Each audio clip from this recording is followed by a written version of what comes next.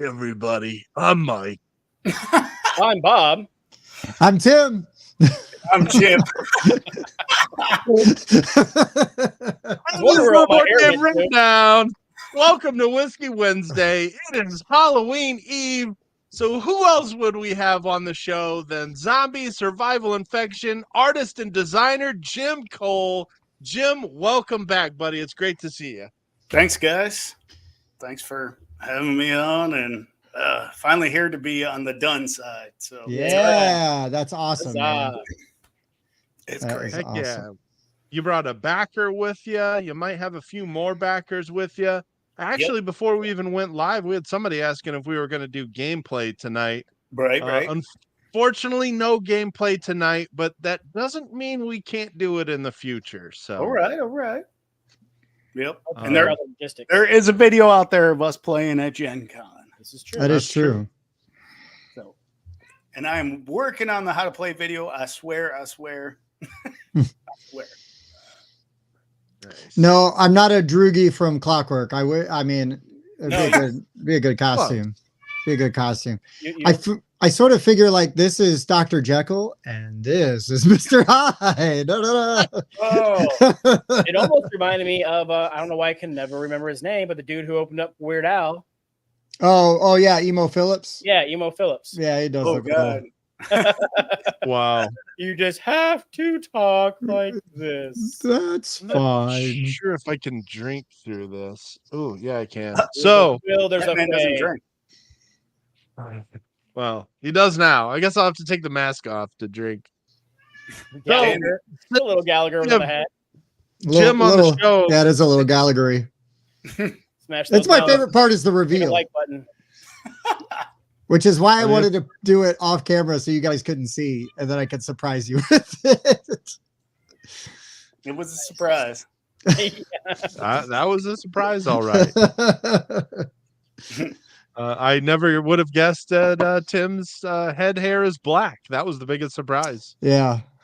The bald spot in the middle, not so surprising. But right. Black hair. Listen, there's always a little bit of truth in character. Hey, we got another backer in the house. Whoop, whoop. I was a backer. She may be biased. She might. Bob was a backer. Yeah, she might be on a card. Well, you guys might be on a card. That's right. Oh, I'm seeing some collusion here. Thank you. Yeah, spooky thumbs. If you can give them, we appreciate it. Obviously, we're goofing off and dressed up for Halloween Eve. Jim picked an awesome topic. We're going to talk about his game. But he also blew us away with his drink selection last night. So we've got to ask what you're drinking, Jim. Okay. Well, I got a beer queued up because I'm going to be giving away the nice. Yes. Oh, that thing's badass. Zombie bottle opener. Well, I can't get there. He is. There it is. There. Yep. Nice. So I'll be giving that dude away. So I got a beer for that. I'm going to be doing the old. It's just a classic. Deschutes Obsidian Stout. That's for me and Mike, Tim, and Bob. Just close your ears. No, you're good. And then for my whiskey, I haven't opened this bad boy yet, but I got some single malt. Ooh, I ain't gonna be able to say this word. The Gakio. Woof. And all right. Don't anybody be offended because I butchered the hell out of that because I that's all good, man. Yeah, it's a Nika whiskey. And this is from their second distillery, which is up in the mountains, as opposed to the first one, which was down on the seaside. So obviously it should have a whole different flavor profile. Nice. It's a single malt, and I haven't even busted this guy open yet. But I'm sure nice. Nice. I popped a new bottle tonight. I've tried to find this one a few times while we were in New York last month. I finally found some Willet Pot Still Reserve, made in Bardstown, Kentucky. And I have already taken a few swigs of this, and this is pretty solid. Nice. We should go in order of shall we? I don't want to say value or flavor, but Bob, go next because we'll save the rock gut for Tim. Oh, mine's actually not that bad this time, but yeah, go for it. This is just some Maker's Mark that I've got in my awesome Mandalorian decanter. It's a Mandalorian decanter? What? Let me see that. Oh, shit. That is nice. Yeah. Mhm. Very cool. That's awesome. Pretty awesome. All right, Tim. look here. I got Bottled Turkey. in Bond. It's from Claremont, Kentucky. Old Tub. It's a Kentucky rye bourbon. So I will say, I think because of Jim. Oh no, this isn't a rye. This is a sour mash, but this is still good. Anyways, it's pretty tasty. It's not bad. It's a different distillery. I guess it's technically a Jim Beam spinoff, which normally I don't like Jim Beam, but that tastes really good. Tastes like Grandpa's tub. Yeah, it does. That's my costume. Oh wait, hold on, Chris. Ta-da! Frank is saying I should have mixed up a corpse reviver. Whoa, I don't even know what that is. I'm gonna have to look that up. Dang. Well, Frank, I will be hitting up the Cannibal Corpse blood. What's the hell is it called? Not Blood Rage. Well, I'm mixing up with games, booze and games, smashing together. Nice. Ooh, there we go. That's going to be our new topic: booze and Raining blood. Yeah, no, it's baby. Grab that booze for me. Other side. It's called Blood. Damn it. Blood, damn it. I haven't heard of that. Golden Blood. That's it. I'll be hitting some of the Golden Blood. Ooh, let me see the art on that bottle. Yeah, it's Vincent Locke artwork. So. Yeah, that's what I'm talking about. That's sweet. Yeah, I don't have much left, but it's worth it. It's good. That's cool. Well, it's definitely Raining Men.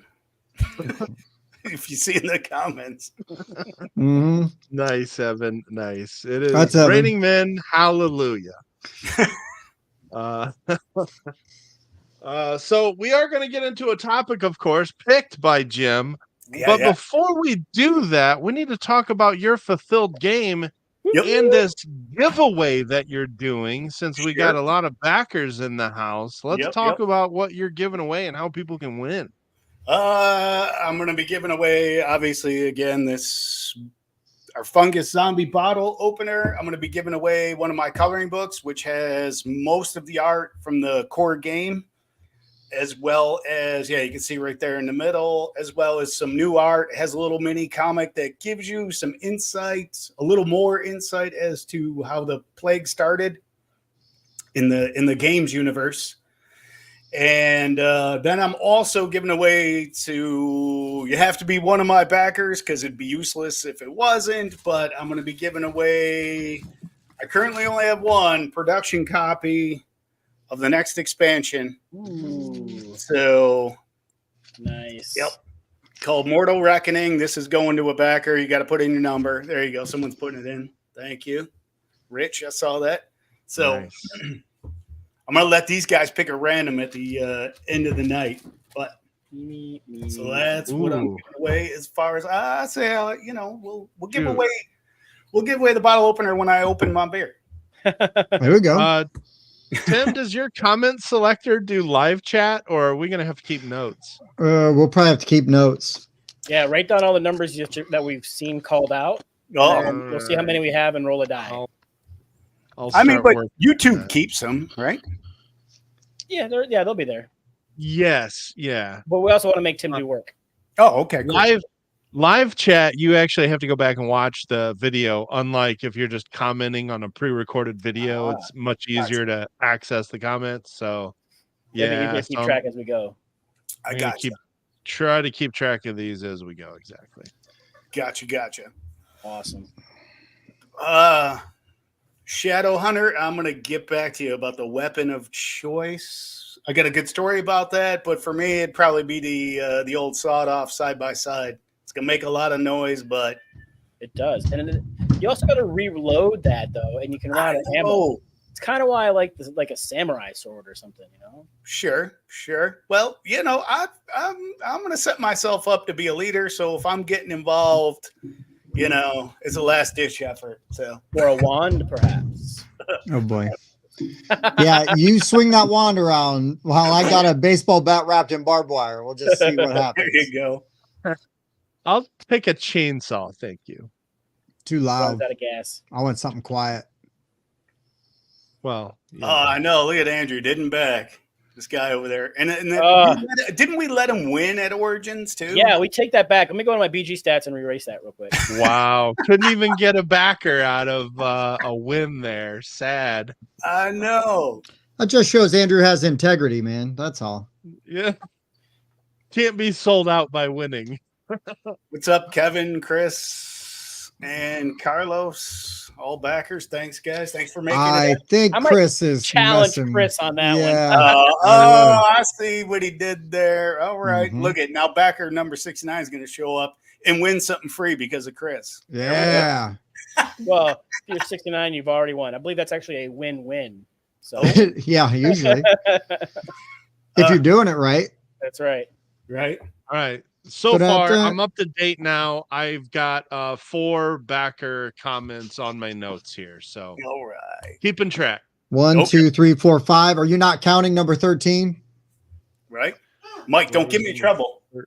She's right over there. Because I count 1, 2, 3, 4, 5. You said 5? Or did you say Throw a 4? wobble at me. I got Where's 16, that? 13, 55, 6, and 284. Oh, I wasn't sure if backer 13 was eligible. Well, she's not anymore. She's married, but Ooh, well played. Look at Tim. And now you hear the reason why she's not eligible. hey, save it on but she shipping, likes man. to be included. So, woo. So, Jim, Okay. for those that aren't aware, why don't you just go ahead and Sure. tell them about zombie survival infection?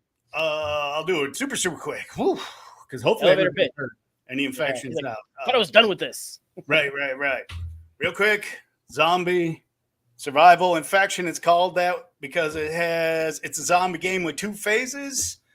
Brandon, number 5, 2 phases: survival phase, the infection phase. If you want to think of it in terms of a zombie movie, survival is just after the outbreak. We start banding together for mutual protection. Infection phase hits when the hidden bite comes out, which means, you know, somebody's been bitten. They go back into camp, they hide it, all hell breaks loose. It's the action picks up in the movie and people start dying wholesale. And what makes it different than all the other zombie games that are out there, because there are many, is this is a camp versus camp experience. So camp versus zombies experience. Nice one. So basically, everybody controls a group of survivors, and you want your camp to be the last camp standing at the zombie apocalypse. If you get knocked out early, you don't sit there bored, you then come back as the zombies, which to smart players leaves there's a lot there, because 1, you're not going to knock out somebody too early because they're just going to wreak vengeance on you. So if anything, you're going to do a little bit of self-moderation as far as giving somebody a catch-up mechanic. You're going to string them along, hopefully, for a little while. And then maybe, it'll end up turning against you. The zombies have their own win condition, which is if they can knock out the last 2 remaining players at the same time, they win and humanity's wiped out. And if it happens, well, we had it coming anyway. So, yeah, Facts. that is it in a nutshell. I laid in really hard and heavy to the theme because I really love the theme. I love games that merge mechanics with the theme. For me, that's where it's at. Mm-hmm. And I tried to hit all the zombie tropes. I'm probably going to get into some of that when we start talking about our topic there. But you can change your hideout for the farm, the prison, radio station if you're one of those Night of the Comet weirdos. That's a good movie. It is. So yeah, that is it. There's fun little details if you want to talk about that super fast. Like humans are a finite resource. They are represented by chips. One side of the chips is survivors, and then when they die, you flip them over and you make them the zombies. The cool part is basically when these are laid out on the table, people are orange, the zombies are green. Eventually, the green just starts taking over and encompasses the remaining people that are left, and you realize, crap, we're running out of resources, which is a reality in the zombie apocalypse. Indeed it is. Yep. Did the whole Kickstarter last year. Took a little longer than I expected. I had some manufacturing problems. The game got lost for a couple weeks, not out overseas, not on the seas, literally in the U.S. The wrong trucking company picked it up, put it on a truck, and then it was just missing for days. So, yeah, I lost some hair. This beard used to be dark brown, and now it's gray. Eventually got back, and we delivered almost everybody in 3 weeks, and I'm 97% delivered, and basically the ones I haven't delivered are people I don't know their addresses. So make sure you're filling out your Kickstarter paperwork survey. Yeah. Two of them are new. They know how to send you your game. Right. Two of them are new people and the others aren't. So I'm not really, I mean, the other people, they should know better. They backed a whole bunch of games. So, you know. Yeah. Well, in their defense, as someone who's backed a whole bunch of games, sometimes it just gets lost in the shuffle. Right. So, yep. And that's where it's at. I got the campaign ready for the next expansion. Nice. Which I got that little preview of, because basically this took so long that I was able to do all the work for the expansion. So as soon as the day I fund, I'm literally going to wire the money and get that in production right away. Yep. Nice. So, yeah, mine ended up also, what? Oh, okay. I was going to say mine ended up in Albuquerque, New Mexico. Gotcha. No, Carlos was paying attention to the campaign. Yeah, it did. That's where it showed up. Then it had to go back because apparently they wouldn't ship it to Texas, so they had to send it back to California so that it could then come. Yeah, because that's the Albuquerque. Yeah, it had to pass Albuquerque to get back to Texas, but whatever. So that is it in a nutshell. Sweet. So, of course, Jim, we met you for the first time at Gen Con 2022, and you played the game with Tim and Bob, and we shot a video for it. You can find that on our channel. And then the guy shot a Kickstarter preview for it as well. And then, of course, me and Bob met up with you at Origins this year, and I finally got to play it, and we had a lot of fun with it. Yep, and we let win. Yeah, we let Andrew win, and he didn't back it. To no avail. So if people want a copy of this now, how do they go about doing that? Zombie Survive, whatever my link is. Oh my God, my brain. It is in the description of the video. It is the link. There you go. It is on there. There's a PayPal. Albuquerque. Yeah. Yep. There's a PayPal checkout, and I'll get the notification and get it out probably the next day. Nice. So I'm trying to find it. The guy's there we go. All right. So we were, there was the first time we had ever asked anybody to do this, but we love your art and we had a blast with the game. And so we asked Jim if he would be so kind to draw us into his game. And sure enough, he did. So that is me, Tim, and Bob as zombies. There's me. Yeah. Is the board. Yeah. Wait. Yeah, I'm just there's me. It's on my good side. They got my good side.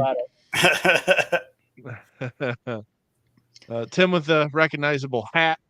Yes. And me and Bob in the background there because, you know, I tower over the other two. So dang. Only in stature. But yeah, still appreciate that, man. That was one of the coolest things I think of that we've had happen. So I found Bob's ex-wife on here. Oh, hey, which one? But yeah, Carlos, absolutely agree. Love the style. Yeah. Very thematic. It Yeah, I really mean, brings the game forward. I'll speak on that real quick. That's what when Jim back in, I mean, God, now it's been like 2 years at least. He put out a thing looking for people to do previews and stuff, and I saw that artwork and I was like, I got to play this game. I don't care what it's about. I don't care how it plays. Like, I got to see this game. And so I reached out, and and we had like just a tiny little bit of correspondence, but he was cool enough to take a chance on us, send us a copy of the game to play and to do videos. And then we found out we were at Gen Con together kind of at the same time, and it's like, oh shit. And then we just became fast friends, which is the best part of the whole story. He's got a badass game, but we got a friend out of the deal too. So it's pretty good. We spent a lot of time playing games this year each other. Yep. At Gen Con too. So it was good times. All right. So I'm not going, the people that have commented that would like a shot at winning, I'm not going to be the guy that makes them wait. I could. Really, it's Jim's contest, so we can wait if you want. Are you talking about just for the backers? The contest for the backers. Correct. 1, 2, 3, 4, 5, 6. I got 6. You got 6? Are you counting Cat? The half-hour mark. I like making people wait. Make them wait. I was calling Cat too. I was counting Cat. All right. Listen, man, as a happily married man, it is not my job to make somebody else's marriage unhappy. All right. Then you wouldn't be walking around looking so sexy. So I've got. Yeah, that's the move right there. Right? Hold on. I can make it better. Okay, so I got a note of all of our backers that have commented. So that being said, we of course have a topic to get to. Yeah. Let's do it after we get into the topic a little bit. Yeah, right? yeah. We got some late people, give them a shit. Yeah. Because they heard about this show and they're like, I don't tune in until like the first 30 minutes because we're going to talk. They know about the derailments. And that's all the bullshit fluff at the beginning. Right. Absolutely. So Tim, you're about to like lead us into the Super 60 like top 50 hits or something. Like I feel like I kind of, if you painted me blue, I'd look like Zoot from the Muppets. No, you 100% would. Give me a saxophone. Yeah, man. Zoot skip the groove again. Yeah, man. I'm ready for it. I actually have these glasses out here for a different reason, but yeah. Jim, why don't you tell everybody about your topic that you picked? Okay. Well, because it's Devil's Night, and I figured why not do the Devil's in the details, because it pretty much is. Mm-hmm. Also, I actually watched the new Crow movie the other night. Wasn't bad. Oh, is it actually not bad? I've only heard horrible things. It's actually not bad. Only heard bad things. They could have maybe. There's one thing I have a issue with, but for the most part, it wasn't bad. If they just made it another Crow movie, I think probably people would have been a little less bent. Sure. Like it's another Crow, and it's not Eric and right, yeah, Eric Draven and whatever, yeah. But they did. It was still pretty good though. I wasn't, cool. I mean, the other one's still going to be gold to me. It doesn't matter, Right. Ernie Hudson in his underwear wearing that hat. Fucking gold, man. That's it. Brandon Lee, man. He was the best. And the dude, I forget his name now, but the dude that plays the villain in that. Yep. His voice, like I love that dude and everything. Yeah. I don't remember who that is. You'd know him the second you heard his voice. He was in Robin Hood, Prince of Thieves. He's in Alien Resurrection. He's in a bunch of stuff. Prince of Thieves. Who was he in Prince of Thieves? He wasn't the sheriff of Nottingham because that was Alan Rickman, but he was his right-hand man. Mm-hmm. Oh, okay. Yeah. I don't know his name. His voice is super gravelly. Yeah. Yeah. Why not a axe or a pitchfork? It's a spoon and it's dull, you twit. It'll hurt more. It'll hurt more. Yeah. You need. He's also in Nope. He's really good in Nope. If you haven't seen the new Jordan Peele. Michael Wincott. Yes. Thank you. There you go. Thank you, Judge. Yeah, he's a 90s nerd, so yeah, dude. He's going to be on that. That's my kind of people. True. I should have known that, but I think I used up all my brain juice on Monday at trivia. Okay. Yeah. Oh, you wasted it growing all that hair out. Well, that too. Right. Hey, listen, we came in first place. We beat everybody else by a lot, an embarrassing amount for them. By like 30% of their points or some shit. Yeah, we won like 212 to 136. But who's counting? You are. Wow. Yeah, every time. Every time. Whoa. It was horror movie trivia, Jim. I wasn't gonna lose. Sure. Hey, I lost. I missed 2 questions. Oh, out of all of them. Nice. We lost zombie trivia by like 2 questions, one of which the person asking the trivia had wrong. Oh, and that's the worst. Oh, dude, it was like, come on. You're like, challenge. Yeah.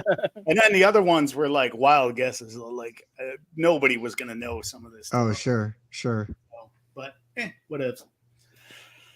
Challenge, right? Challenge round. All right. So, yeah, and I purposely left the topic vague so that, you guys can just run with it however you want. Do what we want with it. I almost put games that the lack of details pissed me off, but I didn't. I kept mine all positive. I actually have a negative one in mind as far as like Nice. the devil's, because that sometimes you got to learn by negative example. So, That's fair. Yeah. All right, Mike, you going to kick us off with a little the intro thingy, or am I just rolling into number 5? I don't think nobody mentioned doing a top 5. So I don't. Okay. We could throw it out freestyle. I thought you had it as top 5 details, and then I made you change the title, and you were mad about that. Because I asked very nicely. I was like, I think we should reconsider the name on the thumbnail. I believe that was like the exact wording. You did say that the topic description sucked. So I might have said that. I made it very clear that I scrapped it. And we went exactly verbatim with what Jim picked, which was a great idea. Which is perfect. Devil's in the details. So there was no top 5 mentioned. All right. Well, that being said, my number 5. Yeah. I'll take these 5 notes and just throw them out. Let's do it. Apparently, Mike just threw out everything once. I made Mike so upset when I told him that the title sucked that he just threw everything away. All right, you guys have your lover spad off camera. Yeah, that's right. All right. So my number 5. I'm gonna say Forges of Ravenshire. Because there's so many cool little Easter eggs in the artwork on the board. And plus they did such a great job with like the insert, with the bit trays that hold everything, with lids on them that hold everything in place. And you put all the cards in there and then you put another lid on top to keep all of that down. And it's just like that forethought of having that plastic overlay to keep everything in its place. So it does not, even when you stand the box up, everything stays where it needs to be. And that's just, I really appreciate when game companies do that kind of stuff. So, and there are some other ones that do it too. That's just one of the more recent ones that I like to highlight because it's one of my favorites this year. So that is there is some amazing details in that artwork. Mm-hmm. All right, my number 5, very specifically, and this is the only non-horror one on my list. All my other games are horror. But Treasure Island. So let me tell you about this game, right? You've got what's his name? Long John Silver locked up in a tower, and everybody's trying to figure out where he buried the treasure. So you're trying to find it before old Long John Silver can escape. And so you've got this map. Now you can play on the color version if you want, but the fact that they provide you with like a sepia tone version, and this is dry erase. And then the other thing is like, you're asking questions about distance and stuff. And so the tools you use are like a compass and I mean, it's not like you got to know how to use like a sextant or anything to do it, but like a protractor, all kinds of stuff. And you're measuring out things. And it just really feels like you're marking on this map. Like, okay, well, he said it was in, within 10 kilometers. 5 paces from the spot. It's just super fun, and they really nail it. And it feels the theme really comes through. and the game is just, it's wild. I've had the treasure found very quickly, and I've had it go to where Blackbeard, because basically the timer is on the game. Once Blackbeard escapes after a certain amount of turns, he is then moving to try to get to that treasure before everybody else. But everybody's watching where he's moving because they might be able to guess based on all the other clues. And it's super fun. I really like that game. It's kind of underrated. And but the components are very much on theme. And I didn't realize it, but obviously that is Vincent Dutray art. But the game only lasts about 45 minutes. It's pretty fast. So 45 to an hour with Teach. Cool. Well, mine aren't numbered because this isn't a top 5. So I support the people's mic. I'm gonna throw out my -1 first, which is, don't get me wrong, I'm not hating on this game. I actually enjoy it. However, I don't know what criminally insane person made the insert for the Dominion game. Because it's not alphabetical. It's not grouped together. Some of them are alphabetical. Some of them are grouped, and some of them make no sense. Then there's extra space, but the extra space is not enough for an expansion. So why are you even giving me this extra space? It is as criminally insane as it's as criminally insane as, dear God, the graphic design of the rules, which kills me. It kills me on so many levels. I die inside every time I have to open that book.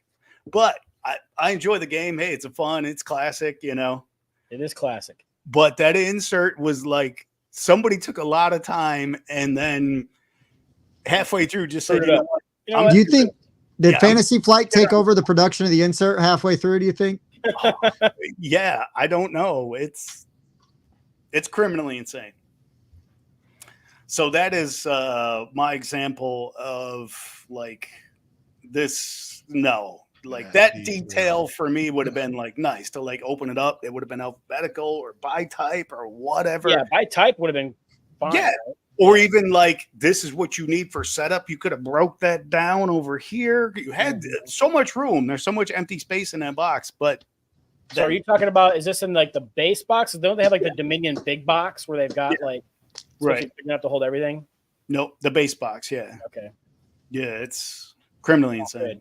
That reminds me another criminally insane thing that happens, especially in Kickstarter games, where they make an insert to fit the cards and they include sleeves, but the insert doesn't fit sleeved cards. What kind of monster does that? Yeah. Psychopaths. Yeah. I can't specifically think of an example, but I know it's happened many times, and now it's like so shunned upon that I think publishers are finally like, we got to make sure we get this right. Yeah. Yeah, that's a waste. One thing, if you go out by yourself, you buy sleeves, and you're like, oh, it doesn't fit. Okay. But when you're included, hey, add these sleeves as an add-on for the game, then you know people are getting sleeves. Make sure your friggin' insert's going to compensate for it. And I'm not even a sleever, but if you tell me there's an insert and I get extra stuff for backing it, and then the extra stuff doesn't fit in your insert, we're gonna have fisticuffs. Yeah, not cool. Oh, looking at you, cool. Dinosaur Island. I mean, all that extra stuff they give you, that box does not. The box lift on that it's bigger than the lifts I wear in my shoes, man. I fit everything in that box. Oh. There is a way to do it where I actually have spliced up the insert that came with it, and it creates extra dividing spots. So the thing is, it wasn't like a very good insert anyway, so it's not like I actually improved it. It might as well have been a Fantasy Flight well. It was such a bad insert. Right. So, but you're saying I'm just saying it's different if it's like I made everything work with what was in there, because that's not actually what happened. You modified it to make it so that everything would fit. Yeah. I did. It shouldn't require duct tape and a plasma cutter to get everything to fit. Fair. But again, it was really just like one of those wells that most people throw away anyway. It was not much of an insert. It's not form fit or anything like that. All right, I actually just thought of this one since we're talking inserts and everything. So Bob and I recently played and reviewed Endeavor Deep Sea from Burnt Island Games. And since we're talking about inserts, the inserts in that game are made with recycled cardboard. Everything in the game is cardboard or wood. So I really appreciate the detail that goes into making sure every single component in that box is actually recyclable. Now, are people going to recycle it? No, but there is also not a single bit of plastic waste inside of that box. And that is a detail that I actually really appreciate as somebody that loves nature and doesn't like to see trash all over it. So. And they also did a good job too with like every player gets their own tray. There's 3 little bins for your each of your 3 bits, and there's a sleeve that goes over the top of it, so all the stuff is self-contained. So you're like, what color are you? Red? Here you go. What color are you? Yellow? Here you go. And it keeps all of those player components in nice trays. And that's super nice. Cardstock sleeves, so even you can store your box vertically and crap doesn't fly everywhere. Another great touch. There's a marketplace of cards that are laid out, and then there's a tray where they all lay inside there, and then there's a sleeve that slides in and keeps all those tiles in the tray, so that when you go to set up, you just pull that tray out of that sleeve and boom, the market's set up. Nice. I'll throw out another game since we're not doing specified numbers. Another game. You're the only one, Mike, that's not doing specified numbers. I have numbers. I'm not doing You have numbers. 5 things though, right? Whoa. Isn't doing numbers, and he didn't ask. Oh, he threw it numbers. out. All right, so Bob and I are doing numbers. So yeah, I mean, if you aren't doing what the guest asked for verbatim, what the hell are you doing? What's the point even? Anyways, Mike, so another game. It's Planet Unknown. So Planet Unknown comes with a Lazy Susan. And in the first edition of this game, they put a lid on the Lazy Susan, but the retail edition did not have a lid for this thing. So people trying to store it vertically, their crap would just fly out of this Lazy Susan, which is an integral part of the gameplay. They reprinted it, and it actually comes with a plastic lid that goes over the Lazy Susan, holds all your pieces in place. So nice touch. Yep. Should have been like that in the first place. It should have. Other cool thing about that Lazy Susan is that inside of that Lazy Susan lifts and rotates, so you can have like different size bit, because you have like the Polyomino game, so you got all your different Tetris pieces. And if you don't always want to have like the 3 square with like the T, you can rotate it, so now the T is with the 4 square, blah blah blah. And that's super cool. nice. Super nice. Yeah, very very smart things they did with the how they hold the components in that game. And it's this thing here. Yes. Yeah, that inside there picks up, lifts out of there, and you can rotate it to a different like orientation, so that you get access to different bits each time you play the game. So it makes some variation in it. But kind of going off of the Mike's detail with the trays in Deep Sea, the next game I would like to mention is Dice Forge, because I think that they did such a great attention to detail with that insert. Not only does it have that same like kind of a marketplace style where it goes inside of a sleeve, and then you pull that out, and then your whole marketplace is set up, so you're not wasting all that time setting them up. But the insert also itself has a place for each of the cards separated by types. And then you've got like your player boards all fit in a certain spot. And there's just a place for everything. And everything fits in there. You can stand the game up. Everything stays. It's just a really well done insert, and a fun game too. So that is an amazing insert. I'm trying to find a picture of just the insert. Yeah, that is a near perfect insert. It's hard to find a flaw with that. It was done really well. Even room for expansions if they wanted to do one. So no, there's not room for the expansions in that insert. No, isn't the expansion cards? No, there's more stuff than just. Oh, the expansion was just cards. I said because there's room for more cards in there. Yeah. Carlos said the other game looked like Trouble, which it kind of did. A little hot bubble in the middle there. Yeah. Mm-hmm. Yeah. That's fine. I haven't played that game in as my old friend would say, a grip. So there you go. A hot minute. Mm-hmm. Oh, here we go. Now, Bob, Do you want to talk about 7 other games on your turn while it's your turn? No, I was going to go with that one. And I will say that Planet Unknown, Lazy Susan was also on my items that didn't get a number value assigned to it, as if I was going to be doing that arbitrarily. Oh, I'm keeping my numbers assigned. Oh, well, I didn't even think we were talking only about just games. It was just concepts that had very good attention to detail. Mine are games with concepts that are attention to detail. You can take your list, your topic, Mike, any way you want. That's good. I'm with the people's mic again. Jim, stop encouraging him. Hey, I'm going to. So I mean, there might be several games that fit the idea that I ran with. Go ahead. Yeah, and that's fair. That's totally fair. Man, how are we giving this away? No, Tim, do your thing. Do your thing. Okay, real quick. We're gonna do it on Jim's 4. turn. There we go. We'll do it on my turn. Yep. It makes sense, right? Do it on Jim's turn. Yeah.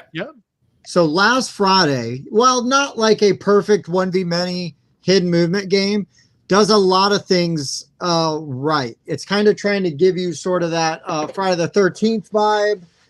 It's got a fun map, fun, 80s style characters that you would have encountered in any of the movies. But where this game shines is the player screen for the Maniac. So they're tracking their moves behind this player screen here, and you've got like really cool slasher marks, so you could like keep track of like your 3 moves on your turn, where you went. You fold it down, you put your paper in there like that. You've got your whole thing of the whole board right inside that player screen, and then the best part is you got a spot for your eyes. You can watch the other players while you're going. You just creeping. This game, I enjoy this game quite a bit for what it is. I mean, it's not going to be like, oh, this is going to blow you away. But if I got a horror movie like fanatic that I want to like play a horror themed game, this is a fun one, especially if you're going to do hidden movement. Again, the details, the little aesthetic things that they try to provide to give you that experience. That screen reminds me of that painting you have in your bathroom. I feel like every time I go in there, the eyes are following me. Like, yeah, that's weird. It's very weird. It's also weird because sometimes the eyes are different colors. Yeah. Can't explain it. Yeah. Can't explain it. Dude, I can't do certain things in the bathroom if someone's watching. So I don't. If I ever come to your house, you're safe. I'm not going to take a dump because this. I was thinking it was like the guy in Waiting, and you can't even pee in public. Yeah, no, I've gotten over that. International travel will make you pee in a hot minute, but I still can't go if somebody's watching. So, yeah, nice. I hear you. All right, so we're gonna give away some stuff. Yeah, crack that beer, Jim. Sure. So I don't know how we giving this one away here. Who needs a way to do this? I have an idea. Okay. All right. So over here, I have got everybody that commented in the order they commented, along with their backer number. And then I just require a backer. This is open for everybody. That one's open for everybody. Yeah. This so let's say everybody that wants in, comment now. Now, if you're not already in, if you're not already in, comment now. Comment now. We're gonna give you until Jim picks and then Mike picks. No. Just till Jim's done with his pick. Jim's done talking. Yeah. And then we'll pick a winner for it. So Sarah Shirley wants in. Mike, log it. I got this. Yeah. He's on it. Andrew is in. We're at now. Wait, Andrew is kicked out for King. Oh yeah, just DQ. And then everything else, Jim, is just for backers? No, the other one's open to anybody too, just the expansion. Okay. Just because, you need the core game. So right, having an expansion, I'd be like, and I drag these poor people here on a Wednesday. So we are happy that they are here. Yeah. But everybody throw your hand into the I know Judge is out there somewhere. Oh now. Yep, Donnie. Look at Donnie's in. We got Donnie from Lurkin. Sweet. We got about 2 or 3 minutes. So I am going to talk about, and it doesn't have a number. It actually went with the last one, but Tim was so excited to get to 4 that we had to move things along, and he had to. So I was going to talk about, since I talked about a game that got it wrong, I'm going to talk about a game that got it right as far as the details go. And at first they didn't have it right, and that is Potion Explosion. Mm. Man, the first one had, had the cardboard creation. So what I have, it was brilliant. But the new one is so much better, and it now has a drawer in the back that holds all the marbles. It's made of plastic, and it has this little drawer you pull out. And it keeps, not only does it keep them in there, you can drop this freaking box, and they don't go anywhere because they are tucked in that little drawer. It's gold, man. It took that game that was, it was a good game. It's fun. Mm-hmm. Everybody, enjoys it. But when I bought the newer edition one after helping my buddy assemble his, I was just like, this is gold. Yeah, see, that's the old one. That's the old one. Yeah, and that bad boy, if it popped open, it's all over. That thing is a mother to put together. Oh, that's the one I still have. I have a degree in origami. Yep. I'm trying to find second edition. It might take me a minute for that. Yeah, we were doing some head scratching when we were putting this bad boy together back in the day.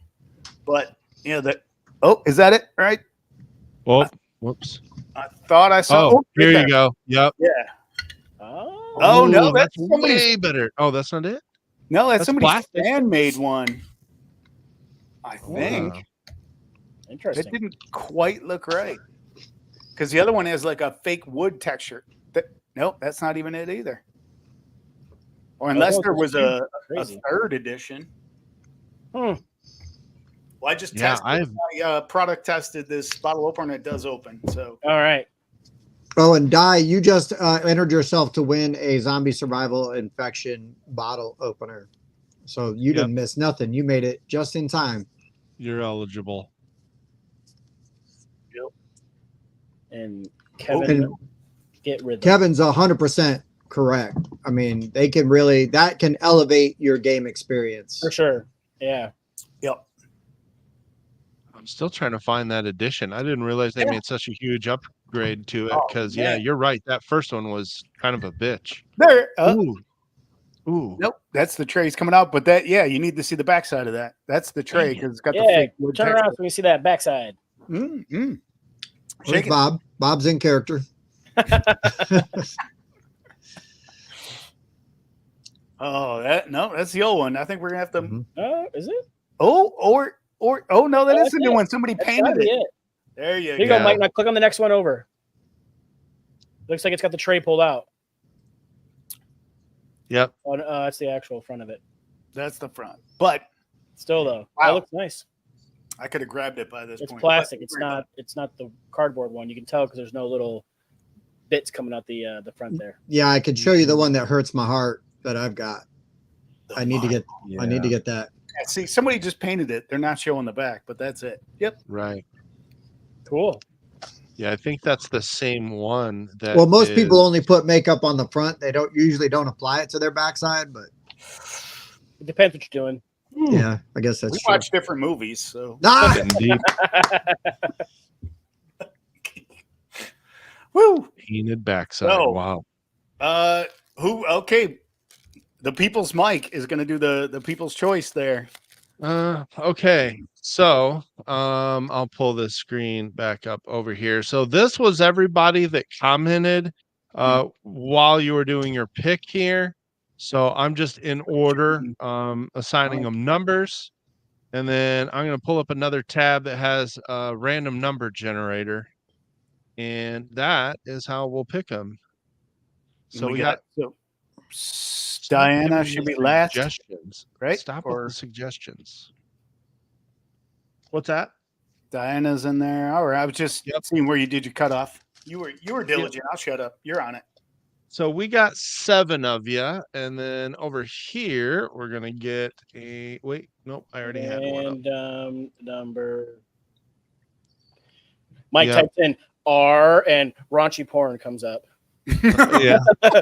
Damn it! Autocomplete. Give me a minute. Give me like 2 letters. Bob, I thought I cleared my history before you came over last time. All right. So there's 7 of you here, based on the order that you commented. And just so you can see, this is not the official click here, but just so you can see how it works, I'm just going to hit generate, and it's going to generate us a number there. So, all right, here we go. Lucky number 2. So Andrew went. How does that guy always win? He was qualified. What the heck? Rigged. You guys, oh wait, we don't have it. I was going to say you guys can just give it to him on Saturday, but we don't own it. We don't have it. Jim's got it. Rigged. All right. Just showing the proof here that it generated it too, and he was commenter number 2. Yeah. This guy's got more kitchenware that covered in zombies. Andrew, tell your wife I'm sorry yet again. We're of course kidding because Andrew won a zombie cutting board from Jim last before, time Jim was on. so Yeah. This guy's got crazy luck. Don't roll dice against him. Right. This is definitely rigged. Sarah asked if I was drinking Guinness. No, it's actually Obsidian Stout from Deschutes Brewery. As far as stouts go, they do well. They do it very, very well. Yeah. Just calling a stout Obsidian, that's a great choice of word for that. That's great. Yeah. Okay, so now are we going to continue with the giveaways and give everything away, or just come back? No, it trickle them out. All right. Okay. And I baited with the low fruit. This way we can get Andrew out of here. So that's right now you can't win you can't win the grand prize now. Yeah, we can move on to a better brighter future. We got a great question here. When does the zombie survival infection machete raffle begin? Oh, wow. Let me tell you, I actually, the new laser etcher we have at work will work on metal.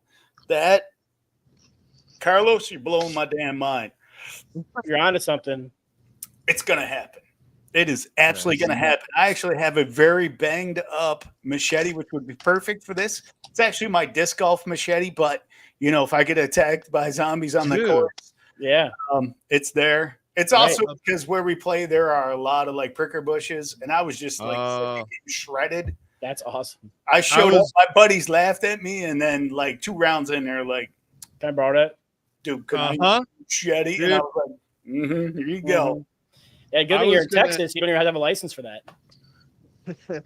No, you don't. You just open carry a machete. You're good. Yep. Right. Yep. No. You know, they were shooting the thorn bushes, and it didn't really get us through there. But they felt you need a bigger gun. Yeah, they felt like they got through there. So yeah. I was going to ask what kind of courses you were playing that need a machete, but I've played some like that. There's a local one that you throw your disc in the wrong spot, it's nettle on the shins for days, dude. It's awful. If I chuck my disc in the nettle, that's a lost disc. I'm not even looking. Like, not even going. Forget it. It's not worth the $15 I paid for that thing. Yeah, Mike, you should play disc golf with me. You will definitely, and let me borrow your discs. You'll definitely be going through the woods a lot. You'll get my backup discs. That's fair. The backup. They'll be your old backup discs. Yeah. All right. Where do I want to go? Piggyback off of the first one Bob mentioned when it comes to Easter eggs, because Forges of Ravenshire had several, but Scythe also has multiple Easter eggs on the board, and I love the art and everything on that game. Jacob Rozalski did an amazing job, and Jamie Stegmaier built the game based on his art. So the game was founded around looking at art and building a world around it, which is pretty amazing. And they threw tons of Easter eggs in there. Another one that's got Easter eggs, or I guess just references to many other sci-fi IPs, is Clank in Space. It has so many references to Star Wars and Star Trek and all kinds of other space IPs. And it just happens to be an incredible deck builder as well. So I feel like though we just recently talked about Clank in Space being like the worst Clank though. No, it's actually it's better than the first one, but it's not as good as Catacombs. But Bob was also wrong, and that was the title of that video. We shot some fun videos on Sunday about why each of us are wrong about certain things. I want to change my topic. All right. To just salty. Can we just go with salt? Salt. Oh, listen, you guys just came into the darkness. I was born to it. Okay. So there you go. I got more, but I wanted to get more in on the Easter egg stuff. Go ahead, Bob. Yeah. So I mean, if I were to arbitrarily number these, this would be the third one. And it's like Tim's real list. But no, League of Legends, their insert they have all these different minions. Yes, the mechs versus minions.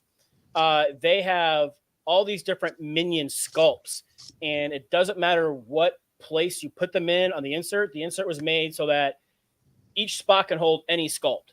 And so many of these crazy miniature games, all the people have to fit in the same exact spot they came out of, or it's not going to fit.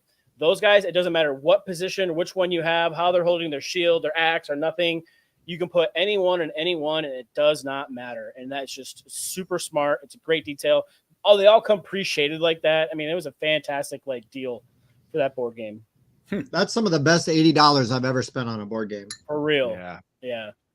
Little metal coins for markers for their gates and stuff like that. And you say little, but those things are big, chunky. Yeah, those are There's weight to them. They look great. Mm-hmm. Amazing insert. But the heroes, the heroes that have to go in the 4 specific spots, but they're marked so you know which one goes where. And so it's super smart.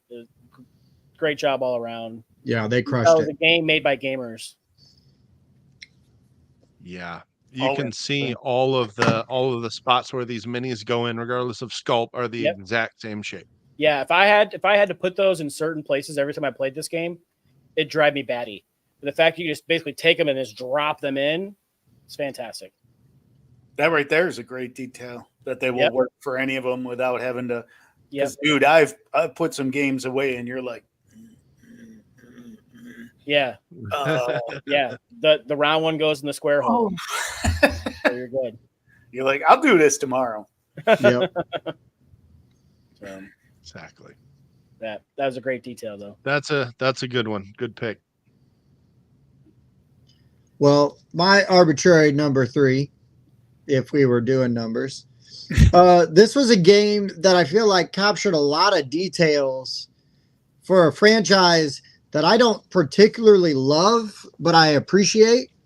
But the way that they did this game, they really captured the spirit of that franchise. And I'm talking about Saw.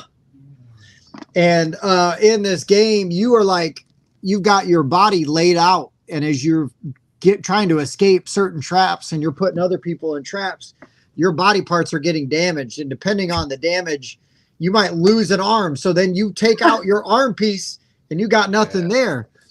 And you know what's really nuts is if you got the collector's edition, they sent you something special. All right. It's an actual arm. Oh. So you see that, right? They sent me a hand. Wow. That's pretty badass. First player marker? Yeah, it's the first player marker. So it should have been your number 5 then. Number 5? I see what you did there. Gotta hand it to you, Mike. I mean, there's some good detail in this thing, man. They really awesome. So Tim, that is that's available now from Iconic Studios. Preview. Yeah. Nice. Yeah, we got a chance to preview this one, and they sent us a copy. That's awesome. Yeah. So if you're a Saw fan, check this thing out. And I think that you could be a Severed Hand fan as well. That's true. Yeah. That's true. I think if you can get into the spirit of the game because it's really mean, I think you'll enjoy it. If you don't like games that are mean, I mean, you're playing a game about being the Jigsaw killer. So I don't know what you were thinking when you got into it. Justin, since the retail version of this game is out now, I will say it's very random. And I didn't feel like there's a ton of agency in winning because of it. Not terribly strategic, a little underwhelming considering the IP. Oh, well, I guess I would disagree. I thought, considering the IP, it did a good job, because I find that IP underwhelming. So I enjoyed the game more than I enjoy the I movie. just appreciate the body count being over 100. Yeah. I love this IP, and yeah, unfortunately for me, I thought the game could have been a lot better. Huh. Well, see, I'm with. I haven't played the game, but I'm with him. Where I was never, man. I had friends that really like Saw, and I was like, okay, that's a Princess Bride dude, right? Yeah. For a minute. That card system's interesting, but it's a little tricky. Could have been more fun. Yeah, the way you join them up, it's got some good bones there. It's almost like good bones there. Almost like a After Us type of thing where you're lining those panels up and trying to get them to do things, and then it always creates like a little story in the flavor text there. Justin, I tell you what, man, I'll play it with you, and then if you want it, you can get a copy. I'm glad I have one. I have friends that will definitely play this. And I think them being fans of the franchise will probably enjoy it. They're being more fans of bigger fans of horror movies than they are board games. Because I don't think the randomness is going to bother them like it bothered Mike. Well, that makes sense. I mean, that's a fair assessment. A fair assessment. Thank you. Lost my words there, Bob. All this salt in the air is kind of dried out. It's all so salty.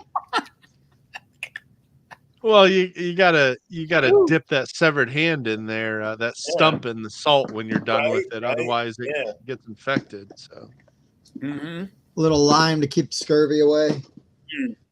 So, Jim, if it was your turn to continue with this topic, if it was my turn to continue with this topic, and we're not just freestyling, we're kind of going in some set of order that eventually will stop at a certain count. But I love this.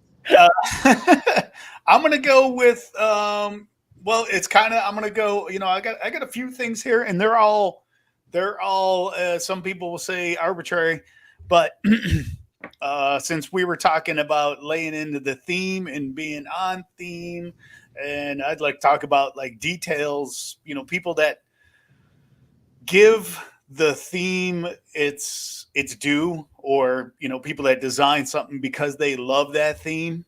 Mm-hmm.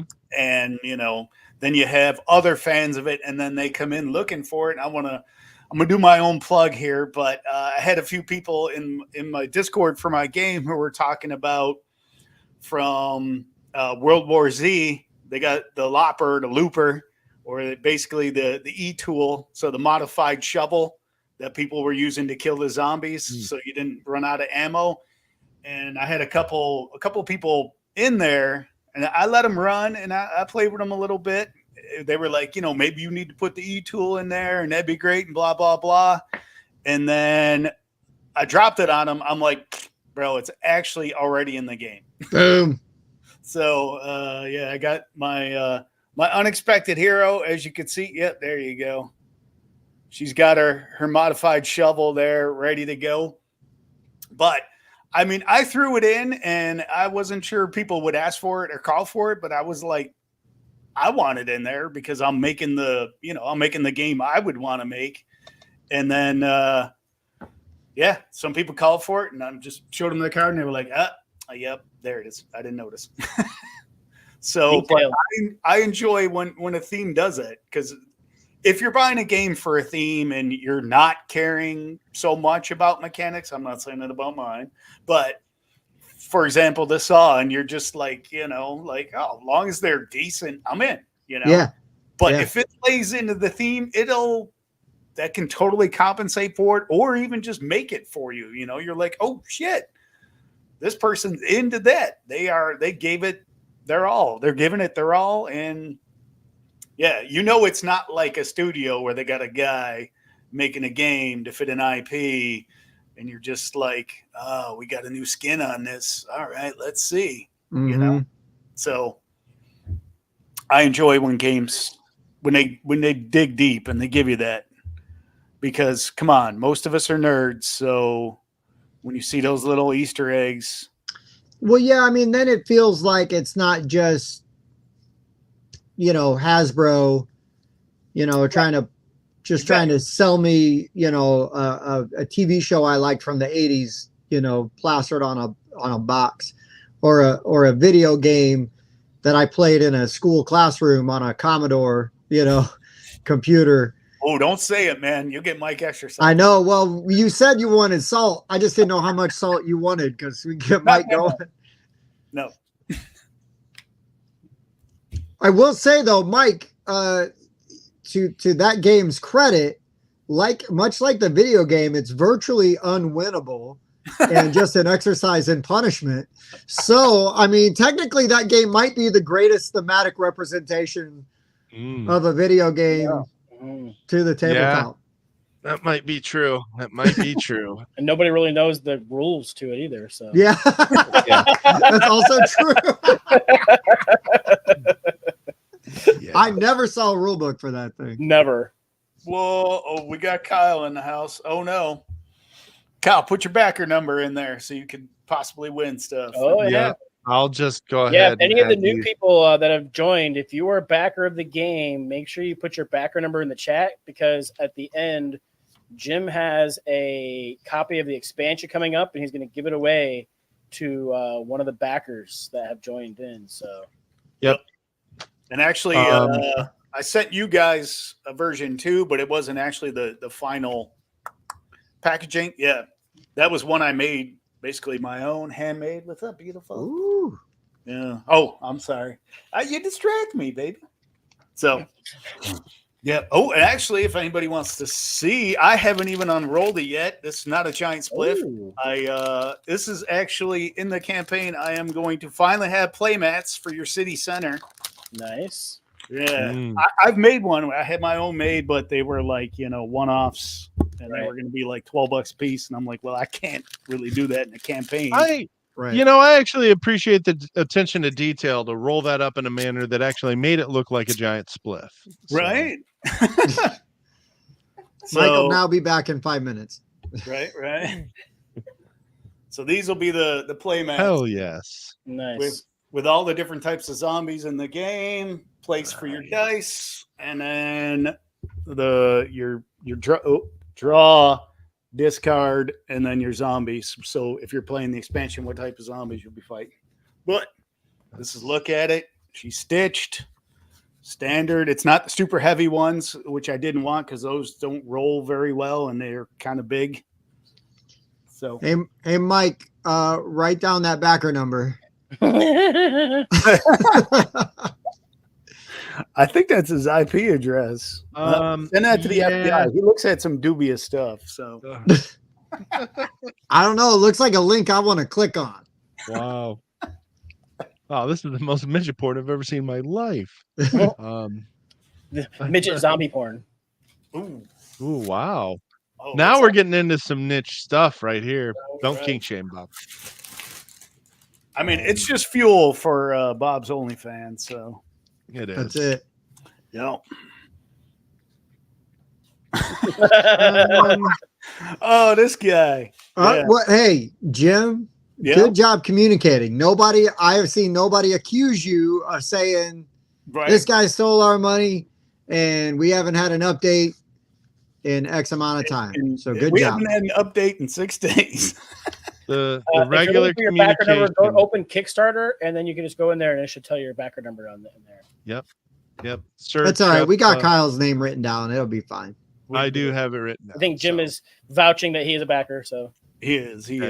Yeah, he was just complaining. Actually, Kyle's not a hardcore nerd. However, both him and his significant other bought a game, and he just sent me a text today bitching that she had popped his chips, not his. Nice. Oof. Yeah, Frank, Look at him, unfortunately. can't even compute that happening. I'm there too. And yep. Admission. Nice. Oh. But yeah, you're right on though. The regular communication is welcomed for sure. It's nice to know what's going on. That's one of those devil details, at least as far as being a backer. Absolutely. It's getting communication. Mm-hmm. I don't want to talk about a game that we talk about all the time. I could, but I'm not gonna. All right, it's enough about wars. All right, I'm gonna talk about the most expensive game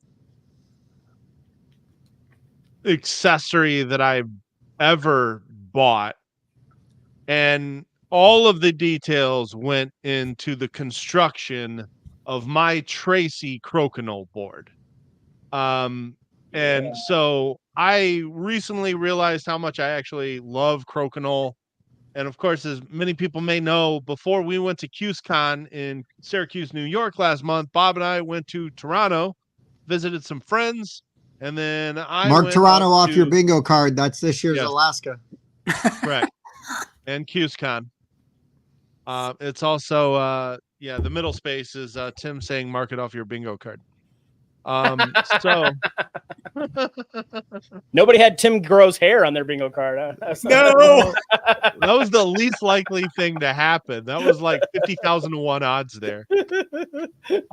So I'm gonna pull up their website because There you go. you can get custom buttons from Tracy Crokinole boards. So I actually had some made with our rundown meeple on there. So we have our channel logo on some of my Crokinole buttons. Yeah. They now for this season they've got some Halloween Crokinole buttons. oh my! They also have trays that you can put your buttons in, which I've never seen any boards come with.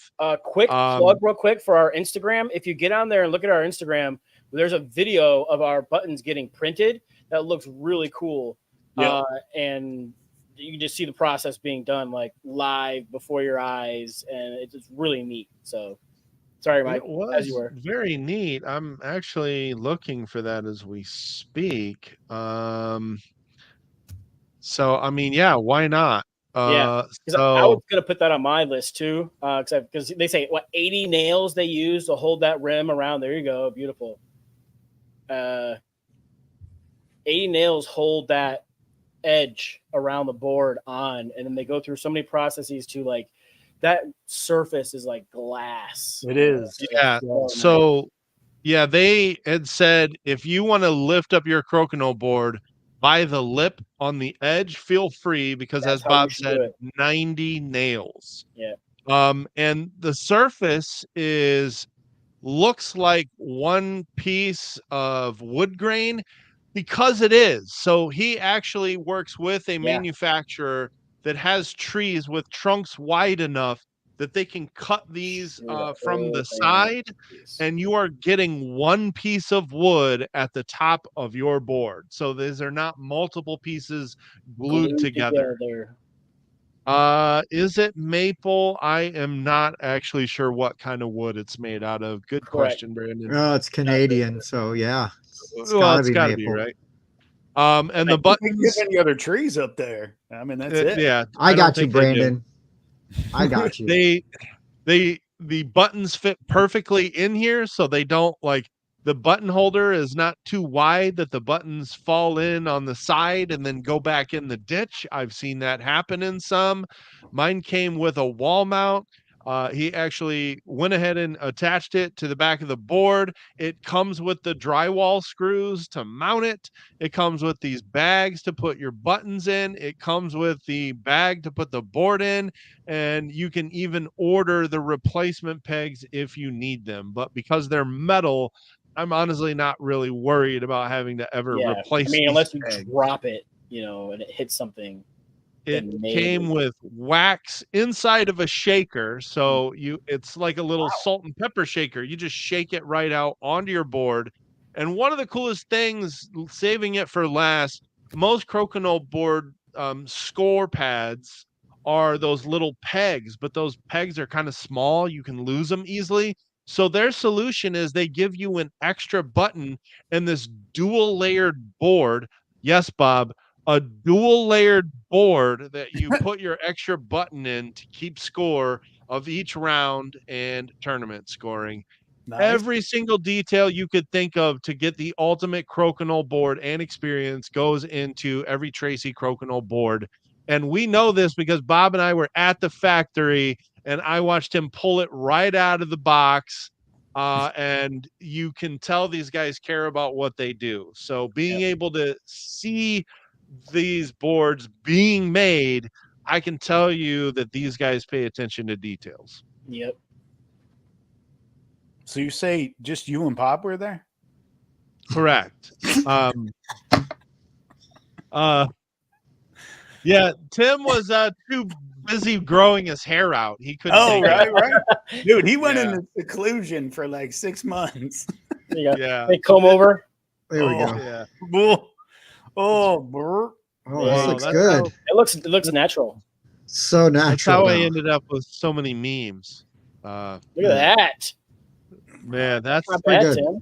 Yeah, that's pretty good. Pretty good.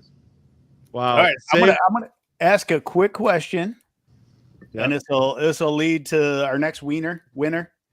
Ooh. Who likes to color? First person to comment. Bam. We'll get. I will send you one of my coloring books that has the art from the game. Ooh, Oh, here we nice. go. Watching the comments. Coloring book. Watching the comments. That cat. Oh, Jazz. Oh, There you go. hey. All right. Jasmine gets the coloring book. She likes to color. I'm marking that down. I got our official winner sheet over here. All right. Perfect. Official winner sheet. Because Official. anybody that's not one of my backers, I'm not going to know your address. So maybe these guys can get it from you. Yeah, Well, you can send it this way. We'll get it to her. She Yeah. lives local. Okay. Yeah. Yeah. I already have Andrew's address, unfortunately.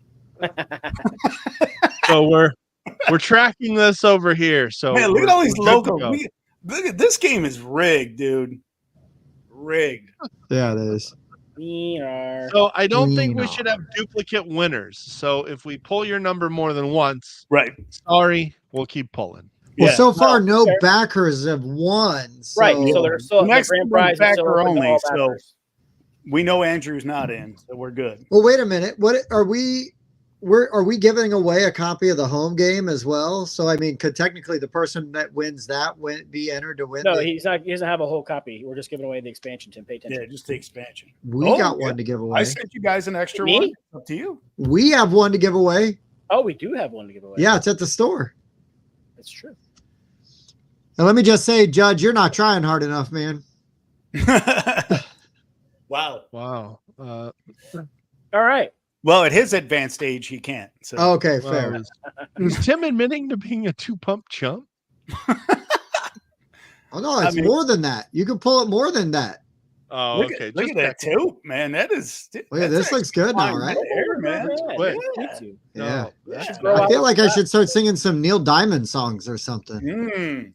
Yeah, you You should better do definitely. him justice, otherwise I will. It's try almost- Oh no, Mel I'm out. Gibson. That won't happen. It's almost Mel Gibson-ish. Well, Yeah, with that little shirt 80s, and- little Lethal Weapon. Yeah, Little Lethal Weapon. I need Yeah. a cigarette. And Here you go. Yeah, I mean, with that shirt, hairdo, and a cigarette, I think you'd need a cucumber in your pants to increase your bulge size as well. Oh wow! What? What did I see? A funny meme. It said Danny Glover was 41 years old when he decided he was too old for this shit. And I'm like, man, here I am at 47. What am I doing? Yeah. Oh. Oh, bastards. I mean, Bob, do you the have bulb top is fun for the shock factor, but you know? Do I have Bob, what? Do you have something more to add to the devil is the details conversation that is not I do. necessarily numbered? I do. There's this another one of my favorite games that have come out this year has a great detail in it that I really love, and that is this technology system of trays that not only holds all the cards in their order. With when you take the card, there's a sticker on the side that tells you what your bonus you get on it. But then all the trays, there's like 4 or 5 trays, they stack on top of each other, and then it comes with the plastic lid to go over the top one, and the whole thing just fits right inside the box. So then when it comes time to set the game up, you take that plastic lid off, you set those trays out. Mike knows what I'm going for, but Path of Civilization did a fantastic job, like just reducing setup time and making these trays to where it's easy to get the cards out because they cut the side out of the center. So they're easy to grip and get the card out of there. Doesn't matter what side you're sitting on. You can see what your bonus is with those stickers on either side. And then, yes, all those trays will stack on top of each other. And there's a piece of plastic bit that'll sit on top of the top one, holds all the cards and everything in place. And it's fantastic. It's a great attention to detail and it's trying to, minimize the setup for this game. That's nice. I wouldn't and I couldn't in my head. You were like, and there was a sticker on the side that shows you. No, I get it now. Yeah. Because every time you take one of those cards, whatever the little icons are on the inside of that tray, you gain that resource, you gain that item, you gain that thing, and then the other attention to detail they do there. So the little circle icons, those are your techs. You have little cylinders, and they move up your little tech tree to track how much of those techs you have. The square icons are cubes. They go into little square bits that are kind of spread around the table, and you spend those cubes to do those actions right there. There they are right there. Go back up, Mike. There you go. Yeah. So the squares go in those square spots to track those types of bits, and they're square on the cards. And then you can kind of see up in the top corner there. Yep, right there. That's your little tech track, and they're round. So keeping that, continuous throughout the whole game, it makes it super easy to remember. The round ones are techs, the square ones are cubes, and then it just a lot of details that they pay attention to that make gameplay super easy. Right. I like that. Yeah. Yep. That's a really good pick. That insert, those card holders really, really do a lot of work for this game. Yep. Very smart. Good stuff. Yep. The weakest component would be those cards that are standing up. They have those little wooden things kind of holding up the those right there that are numbered. Those could be a little wider because sometimes the card would want to tip. So I would say that would be the weakest detail. Yeah, especially when you're standing the somebody's not doing the height to width ratio right there. Yeah. Yeah, I wish they would have been like more of like a longer, so it would fit multiple cards in one. Do and you like could have just three sets of three. Yeah, and put a sticker for the number at the bottom. These, if you just barely touch it, they can knock over. Unfortunately, so that was a little unfortunate. But like I said, the rest of it, they did such a good job with it, and I really enjoy this game. There's so much simultaneous play, and you can play 5 people in like 60 to 90 minutes for a Civilization type game. That's a win. Yeah, good pick. This is they paid attention on this one for sure. Yeah. Good morning from the future. Yeah, no kidding. All right. Hey, everybody, real quick, hit the like button. Helps for our metrics. And if you hit it now, Tim will show you his bald spot. I will. Yeah, it's got to be the hair, Cotton. It's beautiful, feathered and lethal. You just don't see it nowadays. Oh. There we go. You got to keep walking. You can't stay right there. Come on. A little dodgeball for you. Keep going. All right. Well, a couple things that I am a fan of. If you know me or if you watched the show and heard me talk about stuff. I'm a big fan of horror movies, right? Obviously, most of my list is horror-themed games because I like it when a theme gets the details right. I think that all of these are kind of like IPs, again, the theme gets the details right. And when it's an IP you're excited about, or like a theme or a genre that you love, when they nail it, it's that much better. And when they miss, it's that much worse, right? Because you get your hopes up, you're invested. Right. So my number one, not arbitrary, my number one, kind of combines all these things. They absolutely number crush 2 right now, but all right. Say what? We're at 2 right now. Are we at 2? Yeah. Oh, I forgot that. Okay, yeah, here we go. Woo! Cool. This still counts. This still counts because this is apropos of my one. Mike took so long talking about Crokinole, I forgot where I was. I thought I was in Canada for a minute. Him but complaining about somebody again, though, an amazing IP, and they get the theme and they get everything right. And that is a game designed by former guest on the show, Scott Rogers, and I'm talking about the Texas Chainsaw Massacre board game. This game gets so many details right. from the obscure character with was it Big Ed, the truck driver that shows up. Yes, Big Ed. Between that and then the barbecue tray with the tokens and the flesh bag. Yeah, the hideous bag. There are details in this game that just apply to the movie and fans of the movie. And I think the game's really good anyways. And then being a fan, it's even better. But they nail it. It's super fun. This game is really good. And yes, Steph, you're right. You got to get the IP details right. Yeah. And I have not played the Funko one. I'll eventually get around to it. But I can tell you that this one from Trick or Treat is badass, and I love it. And I will tell you that, pretty much when Trick or Treat takes on an IP, they do a pretty good job with it. Yeah, they try to stay true to that. Yeah. And I will say for this game here, maybe your first game, play it with the standard rules, but on the back of the rule book, they have instructions for, I believe it's the slaughter mode. Yeah. Slaughter mode. It's fantastic. It adds so much more tension because like each turn you have to pull these, bits out of that bag. Sometimes they're good. Sometimes they're not. Sometimes it's a Leatherface token. And when it's a Leatherface token, he moves one space closer to that person. And with the slaughterhouse mode, it makes you pull again. Because normally you can just stop when you want to stop. Right. And that's not as fun. But if you pull a Leatherface token, you have to draw again. And if you draw another Leatherface, you have to draw again. I remember one time we were playing and Spencer was like, oh, I guess I got to draw again. Well, I'll be fine as long as I don't draw another one because I know get me. Whoop. And he drew another one. And I was like, yes. Every time somebody drew a Leatherface token, we made the chainsaw noise. I did. So much fun. So much fun. But this game's great. It really does an amazing job of capturing the IP. We've got to have Scott on the show, the designer. He was very cool. Yeah. He's done a lot of neat things. He's quite the life path. Dude, between being a Disney Imagineer, working on video games, to board game design and writing books and teaching classes on board game design, dude's done it all. Yeah. Getting featured on Board Game Rundown. Yeah, right? I mean, feather in the cap right there. Yeah, well, you got to save the best for last, right? Get up there. Yeah. But no, he was a badass, and it was a great game and a really fun implementation, especially if you're a fan of the IP, which is a classic horror movie. You know from the movie. So.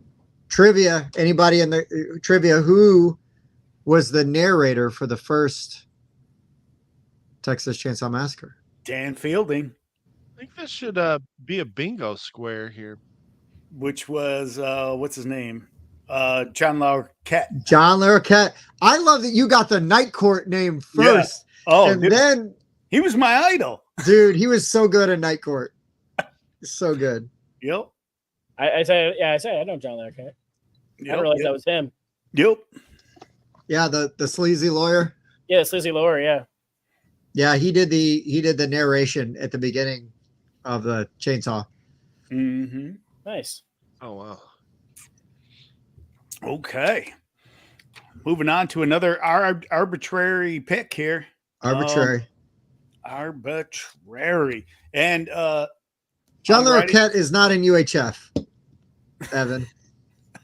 What? He's not in UHF. I know who you think he is, but he is not. Oh, look at Carlos. I mean, that was a pretty low budget movie, dude. So I'm surprised he made that much. A lot of money. He didn't have to appear on camera, so it's not bad for back then. Yeah, that's a pretty good lot of. Oh, Evan's challenging. I'm trying to think who would he have been in UHF? Unless it was like in the background somewhere. A banjo upside down. During the phone drive, he plays that was him playing the banjo upside down? I know yeah, I know who you're talking about. No, he was not playing the band. That was not him. Tim's Googling it right now. Oh, I'm Googling. He's got my Google. Googly eyes. Googly eyes. While Tim looks this up. All right. I got what you got?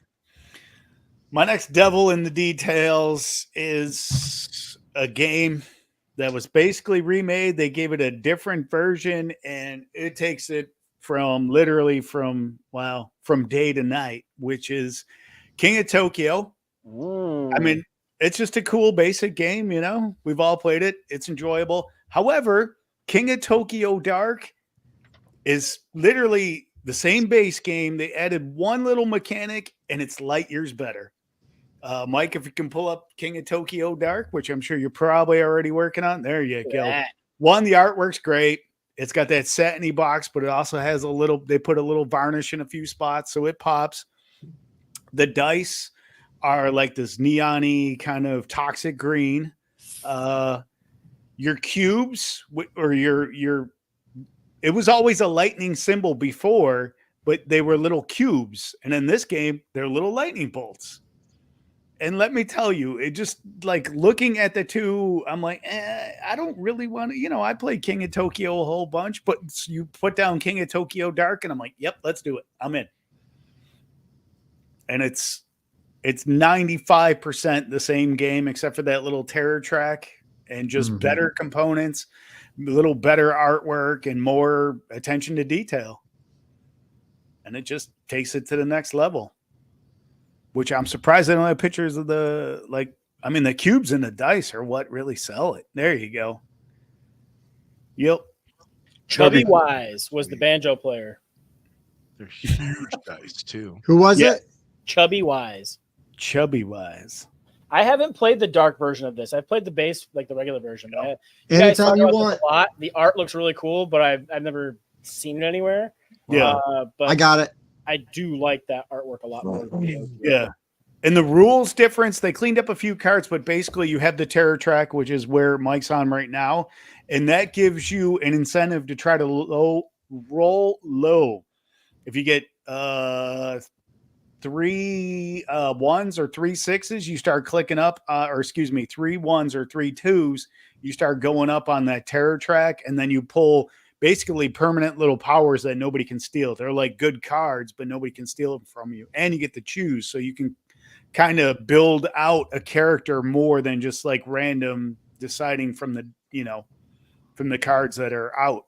So it's great. Nice. It takes to play the next level. Version. Yeah. And it's like, look at the little lightning instead of just the base cubes. Cause we've all, you got cubes in every damn game, but you don't have the little green lightning bolts. So, yep. Nice. Those look like nice bits. Yeah. They are. And it's just a good example of it brought like a good game to the next level. What's this over here? Over where? Up on the top left, this green board? That is another, I don't even know what the hell that is. That's got to be a different game. It looks very like it doesn't belong Looks there. Totally different. Yeah. Yeah. Okay. Somebody doing some shoddy photography. Yeah. Yeah. Okay. Yeah. Everything about this one looks so much cooler. Yeah. I need to play this one. And it's good. And like I said, the terror track gives you, I purposely try to roll low and not, I try to build up myself and then I go for the big hit later on. Yeah, you can see the old dice back there. They're, they're dice. They're neon green. It fits the theme, but those like frosty ones are so much nicer. Frosty. It's like a smoked glass. Nice. Yeah. Nice. I need to play this. Ooh. There you go. Yeah. Mike, what was the next thing you wanted to talk about? I'm going to talk about a game that's not out yet. Uh-oh. Yeah, I know. Spoilers. But since it's not a top 5, it doesn't have to be a game that's out yet. That's also true. So I am going to talk about a game that we got to preview from Ion Game Design called Cartini From Darkness to Light. Ooh. And I like to talk about this game because of how well it brings the theme in. This could just be another Euro card game that's also a tableau building engine builder, and you're just trying to recruit the best cards to score the most points. Except what this game is actually about is a woman named Cartini from the late um, from the late 1800s who fought to get women the ability to get secondary education in Indonesia. And in this game, you are actually hiring teachers who will teach students in your schools. And then when they graduate, they get to pick professions, whether they become new teachers or they become part of the military or they become people that go out and help build schools in other islands of Indonesia so that you can build more schools and further increase the ability for women to have access to secondary education. But the details in this game just really bring this theme home because these specialists that you get all have these amazing special abilities on them. And like special abilities always feel great when they feel overpowered. And I remember all of the specialists in this game just feeling like, you can do what? That's insane. And they are all named after real people. And the flavor text at the bottom of these cards is not just flavor text, it's a brief synopsis of what these people actually did for the women's rights movements in Indonesia in the late 1800s and early 1900s. And I had no idea that's what this game was about when Tim slapped this on the table in the studio one day. And then I started reading these cards and I'm like, wait a minute, these are all real people. This is a thing that actually happened. And it made me Google Cartini, and I'm reading her whole like Wikipedia, and I'm actually learning something because of this game. And it's all because of the very well done, very well handled theme and the flavor text at the bottom of these cards. Like this person here who joined and founded a Palapo branch in 1930. The Dutch colonial government curtailed her activities due to her popularity. She was tried, found guilty, and lost her noble title. So these people face a ton of adversity just trying to go to college. And so the fact that this game was able to bring this theme to light, from darkness to the light, I always found very impressive. And so I will not shut up about this game. I think it executed everything it wanted to do very, very well. No, hey, if it got you like looking at something or, learning something new. Yeah. Clearly. About a topic that you didn't know anything about, it's right. Yeah. I mean, I learned about women's education in Indonesia because of a board game, because of how well it handled this theme. It's a great game. It should be coming out, I believe, early 2025. Yeah, and on top of just being like a really unique, game with like the mechanics and stuff that are in there, like Mike was saying, the fact that it kind of tricks you into getting this history lesson while you're doing it, and so if any of that even appeals to you, there's all that extra depth that you can go in and appreciate it, or you can just play a cool, pretty good, just a solid game all by itself. Mm-hmm. What'd you say, Bob? I say it's kind of area control-ish, right? Where you're kind of a little bit building up your people in the territories to have. Yeah, because you're setting up your schools and things like that. Yeah. I would say not wood, plastic, resin's fine. But yeah, I don't care for wood dice because they tend to be too light. Yeah, I like a little. I like a little heft. I don't really care, I guess, for the super heavy metal ones either, because sometimes you roll them and it's just like, boom. They could be a little too heavy. But yeah, resin. I think resin are my favorite. Yeah, resin and plastic are probably the top two. Bob, you're gonna not like that Belgian beers race dice game because wooden dice. It's wooden dice and they're unique, so you can't just swap them out. Are they made from old clogs? Man, it would be cool if they were. Be a lot cooler if they were. Right? That would be cool. All right. We lost the people's mic. We did. He's going to take a people's shit. He was going to get some salt. Yeah, he probably was.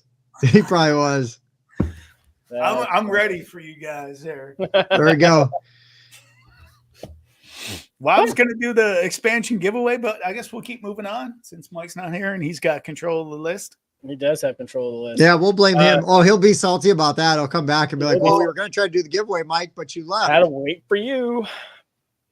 But we'll go ahead and say one more time in case new people have joined. If you were a backer, drop your backer number in the chat. We'll add you to our list for the drawing for the expansion for zombie survival infection. And we're going to give that away to somebody. My last and only production Copy. prototype. So if something's wrong, well, too bad it's already in production. No. Right. And inside of it, since Mike's not here, we got just the old standard card case. There are 2 panels of chips. This gives you enough chips to play with 7 to 8 players. It's also going to give you enough hideouts for those players and new cards. Two of my favorite characters, my new favorite characters are in here real quick. I'm going to keep rolling, even though Mike's back from Assault Break. We got the Coward, which he's really good. If your hideout gets destroyed and you have the Coward, he leaves and he goes whoever has the most people because he's the Coward. But, I mean, he's only one guy, but in the end, when this bastard leaves and he's your last dude, it's just hilarious. And then my other favorite one, especially for like people that can think bilaterally, we have the Loyal Dog.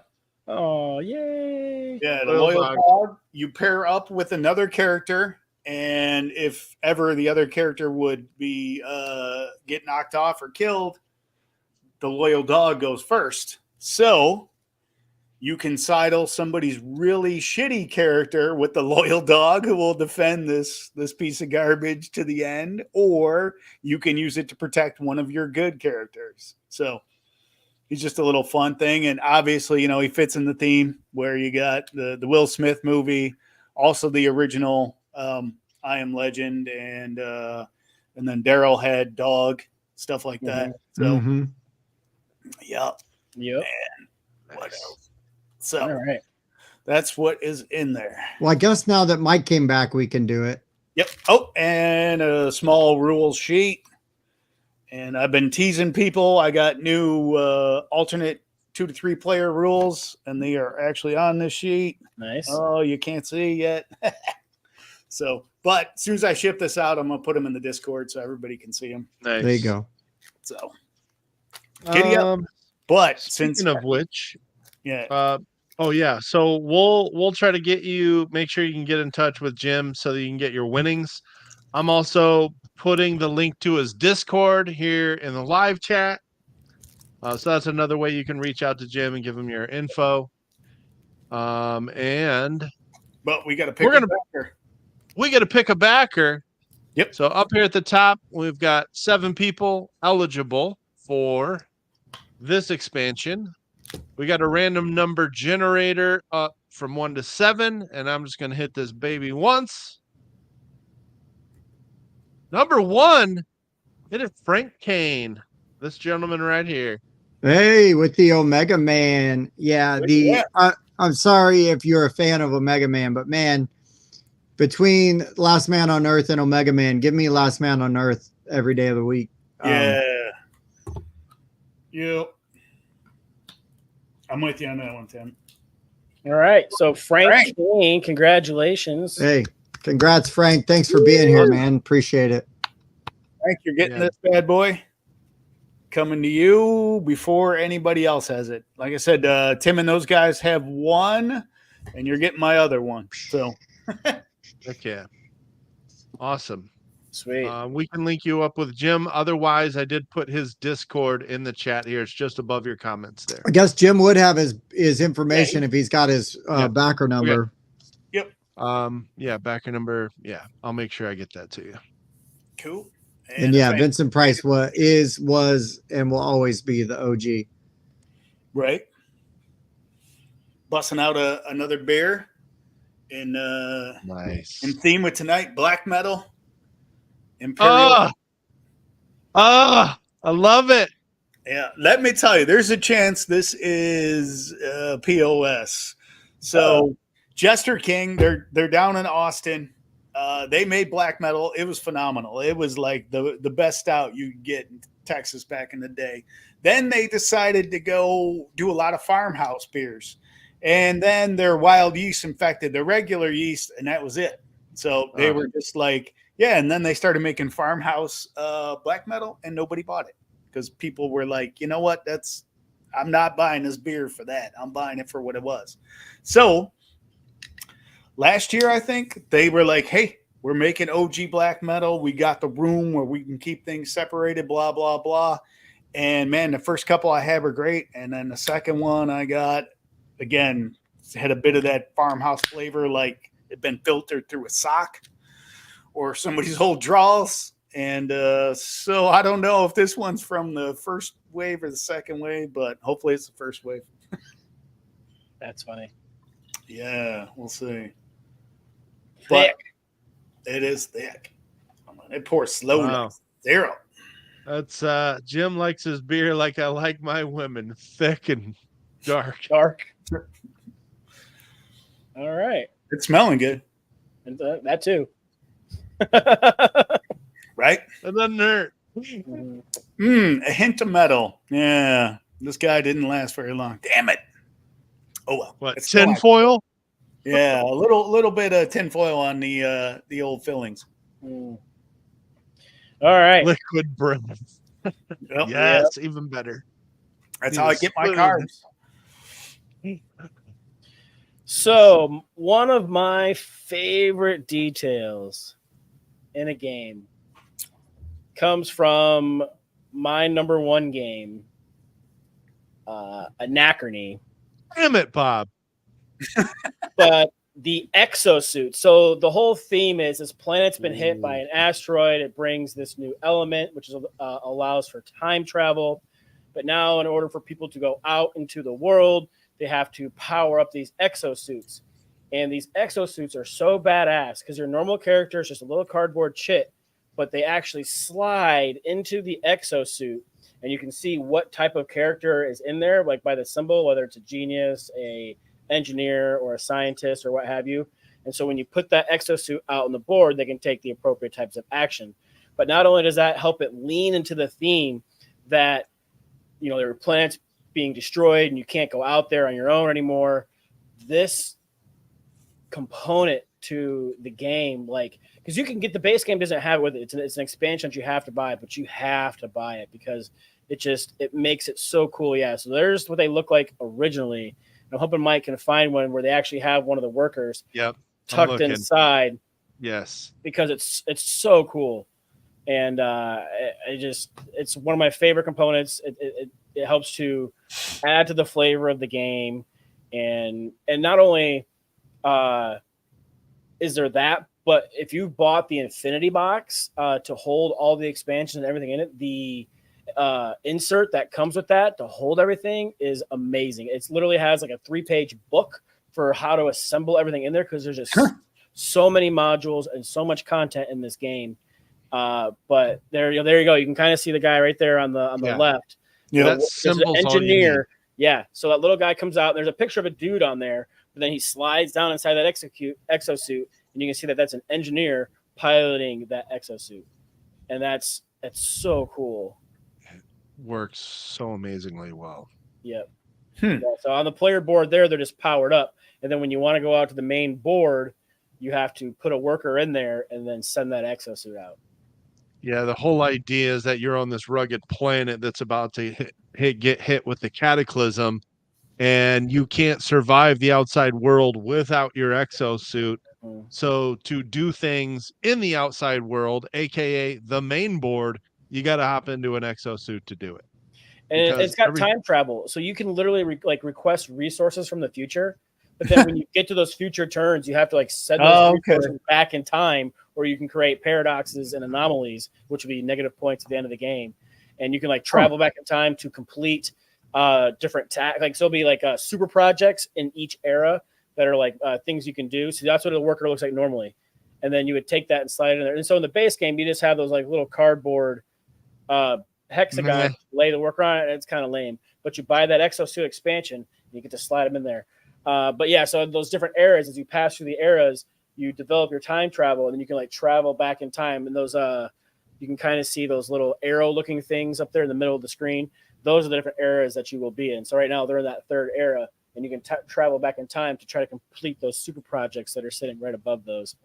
And yeah, it's awesome. It's my favorite game for 1,000 reasons, and that's just one of them. I'll talk about more Anachrony details in a minute. Yeah, that's a great pick. That game's amazing. It does so many things right. Yeah.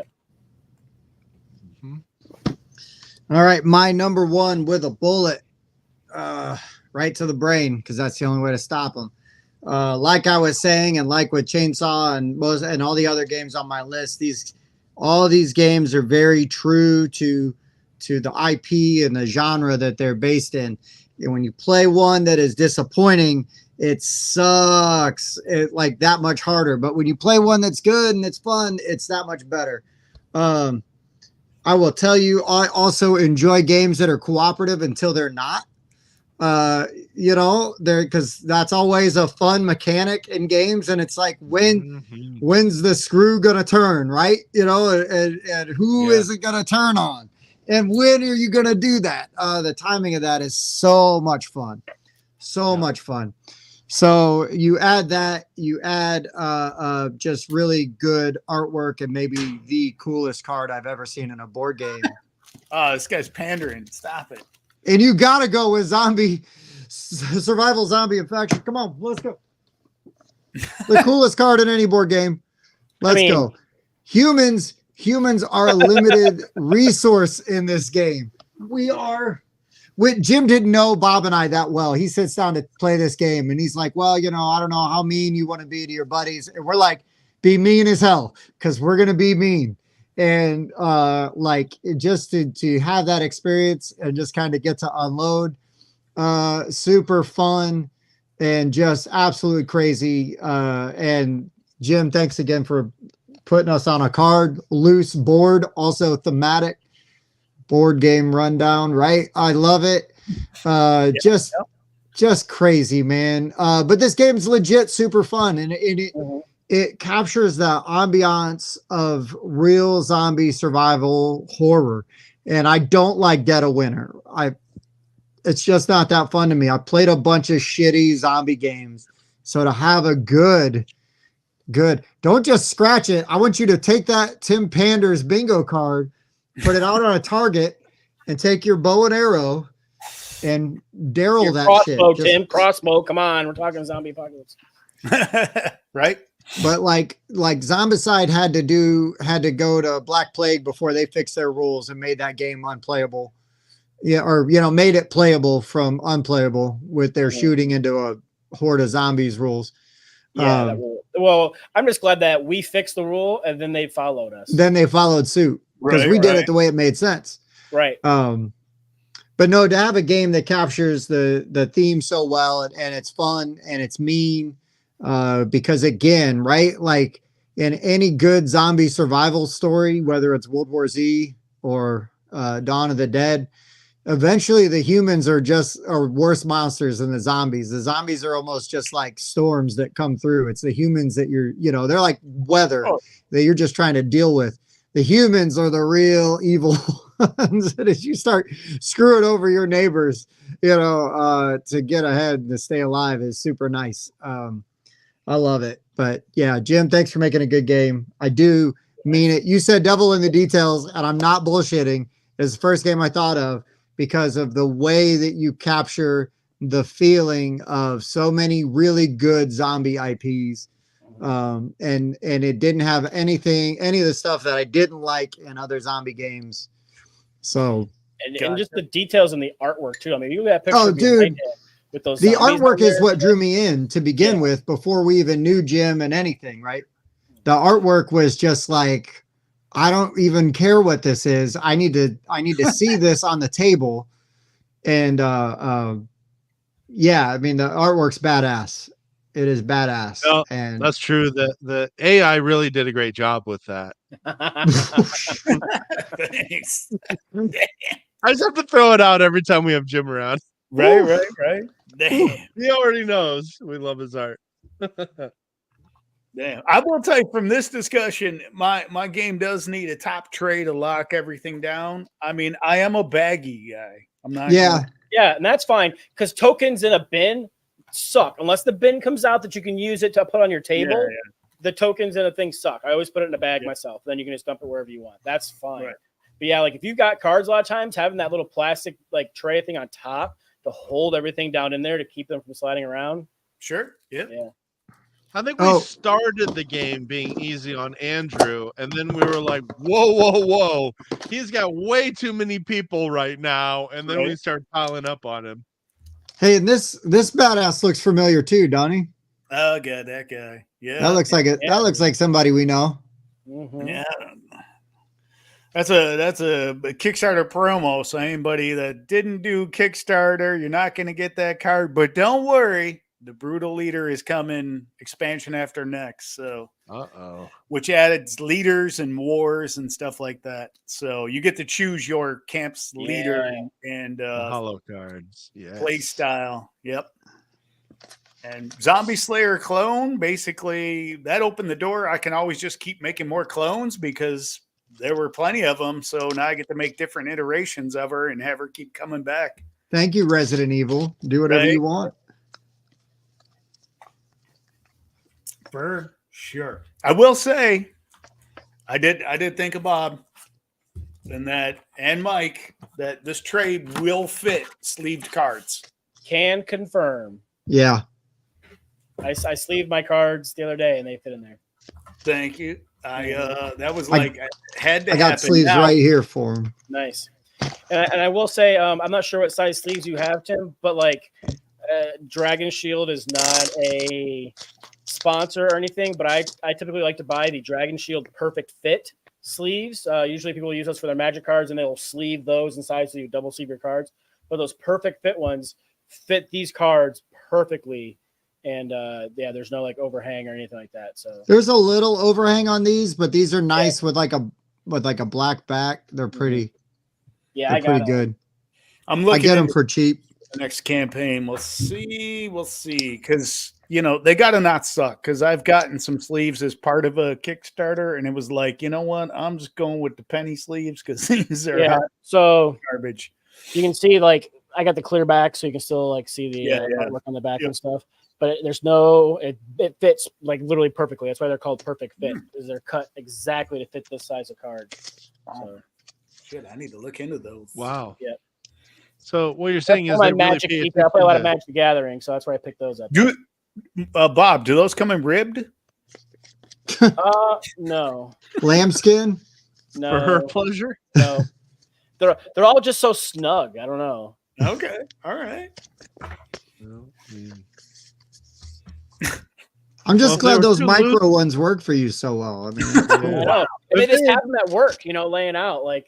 I just gotta say, do you remember Once Bitten? The first. Oh yeah, Jim Carrey movie. Yeah. So when the two guys, the two dorky dudes, he's like, "Hey, did you remember the condoms?" And he pulls out the rubber glove, and he goes, "I don't know. I didn't know what size to get." And he goes, "Try petite, asshole." And it was like.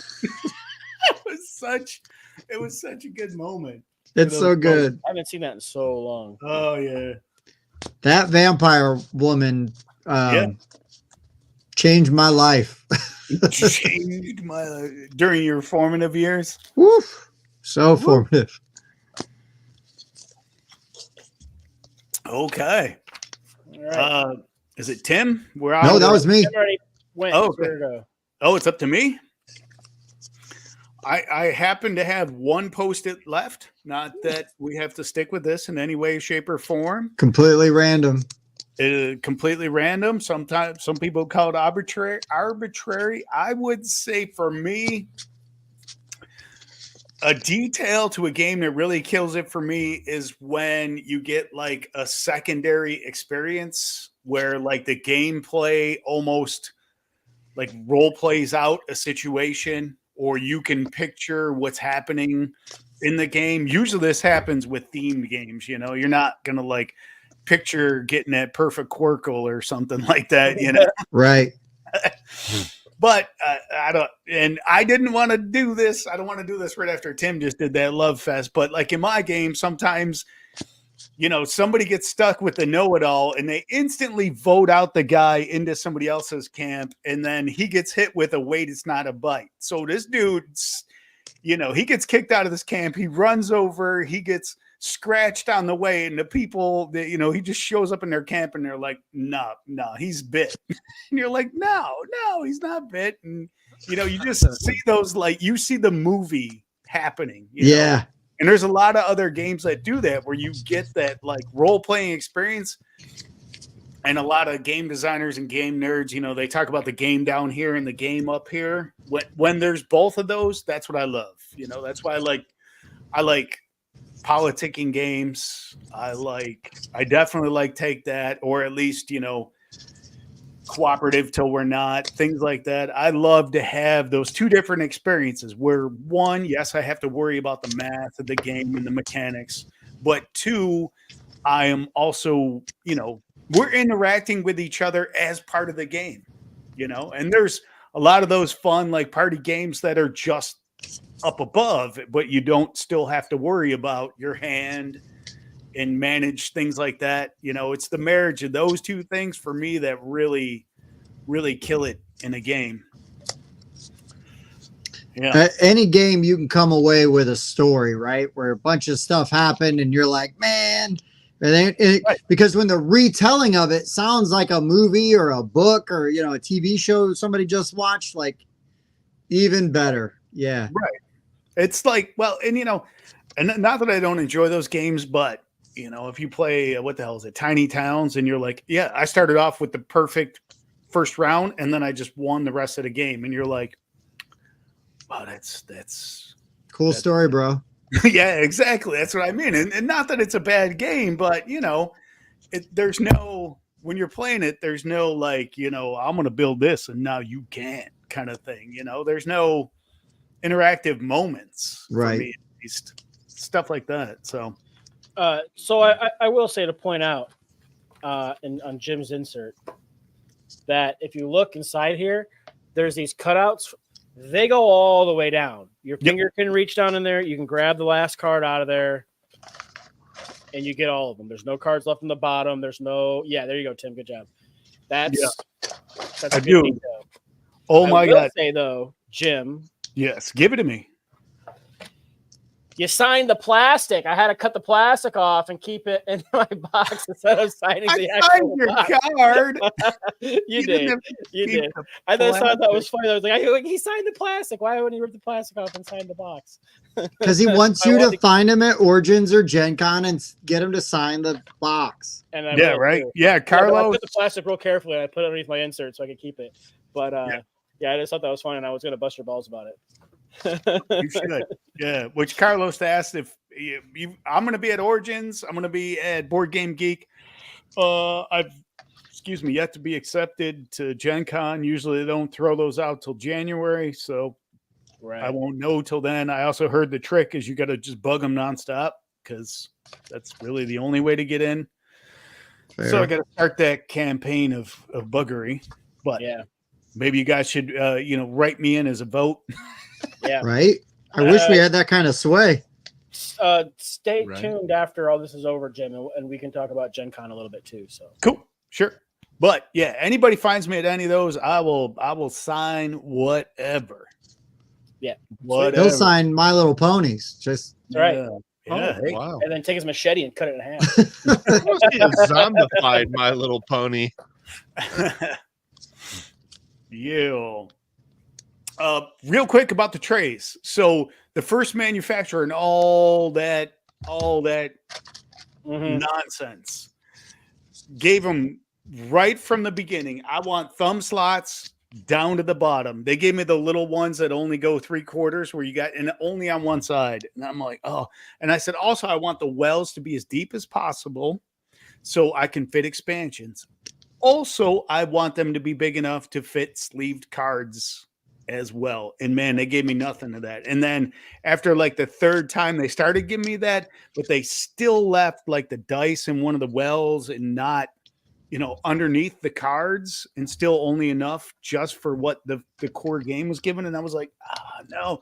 And then they gave me samples that were all scratched and screwed up. But anyways, the devil's definitely in the details. Yeah. So yeah. Yeah. All right, Mike, what you got left? Oh, well, I mean, you mentioned your favorite game. So let's talk about my favorite game, because it's also Anachrony. And there's just so much about this game that can absolutely blow you away if you really pay attention to the details. And so this game's pretty heavy. I mean, it's a 4 out of 5. It takes a good 30 minutes to learn. At And least. even after you play it, you're going to have questions, a lot of questions. And then even after you have played it the first time, you're probably going to have to get retaught some stuff the second time. But some of the things they do in this game that makes it really easy to revisit, this game is 100% language independent. They don't have a single word on the cards, the components, the board, the player aids, nothing.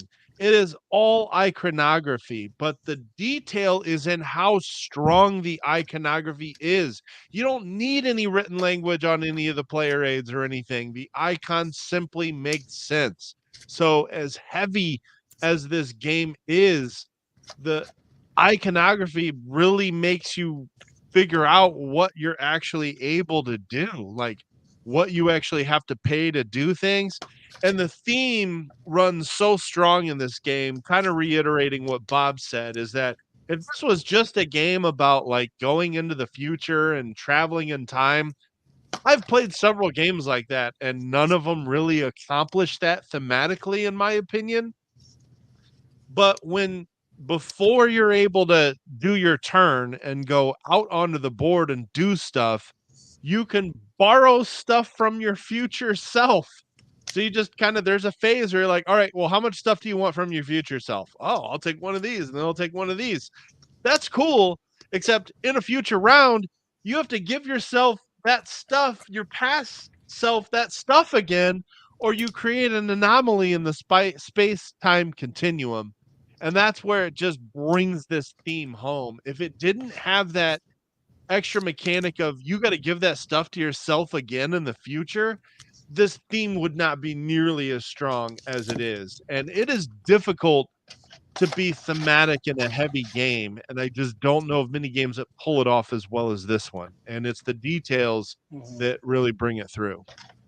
And something that comes through, if you like, because we played a lot of just the base game, we haven't done a lot with the expansions, but the different factions all have different belief systems, and like some of them are trying to, because there's another meteor that's like basically heading this way, and that kind of like causes like the end game to kind of like rush in.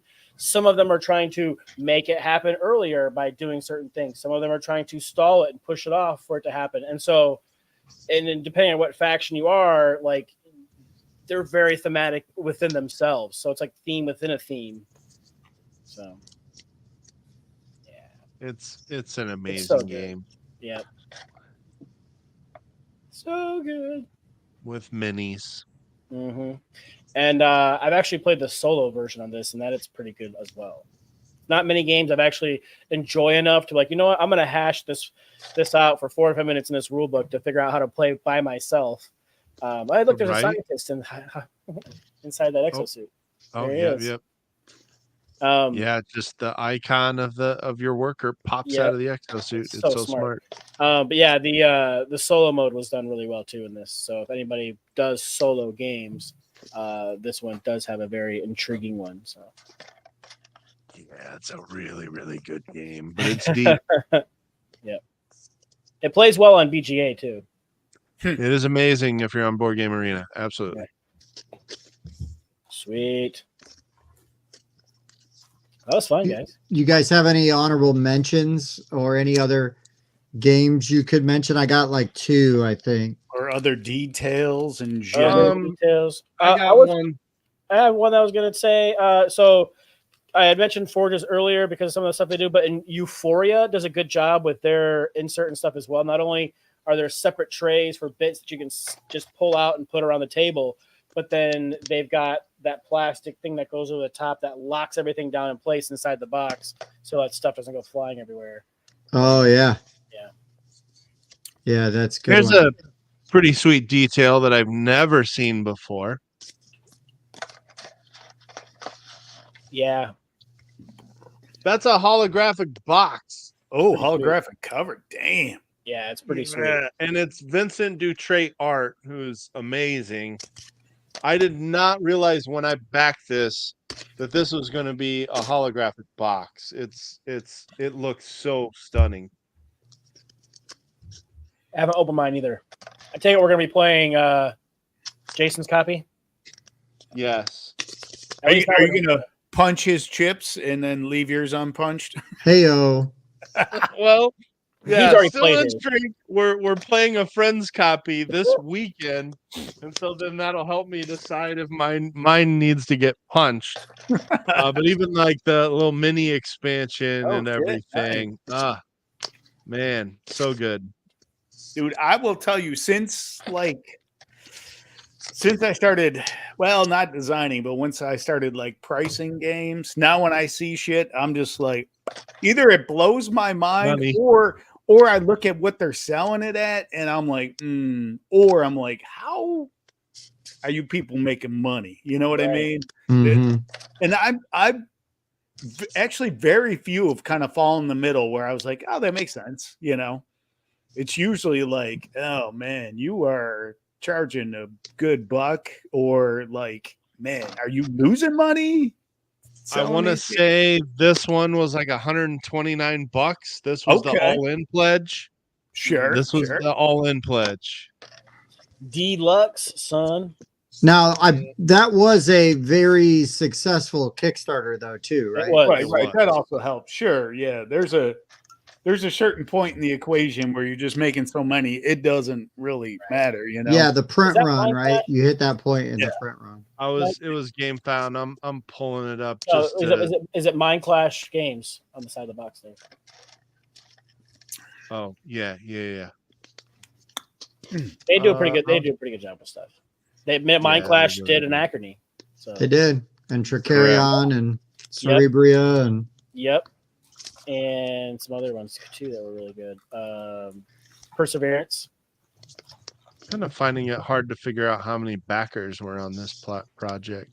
GameFound doesn't make that very easy after the fact. Oh, was it just GameFound? It wasn't on Kickstarter? It was GameFound, yeah. Okay. Yeah, that's a lot. Yeah, because if you did it with Kickstarter and pushed it forward, it actually says the amount of backers that funded it originally. Right. So see if I can help. Man, Tim's getting the Raccoon of the Night award. Got it. Am I making too much noise? Dude.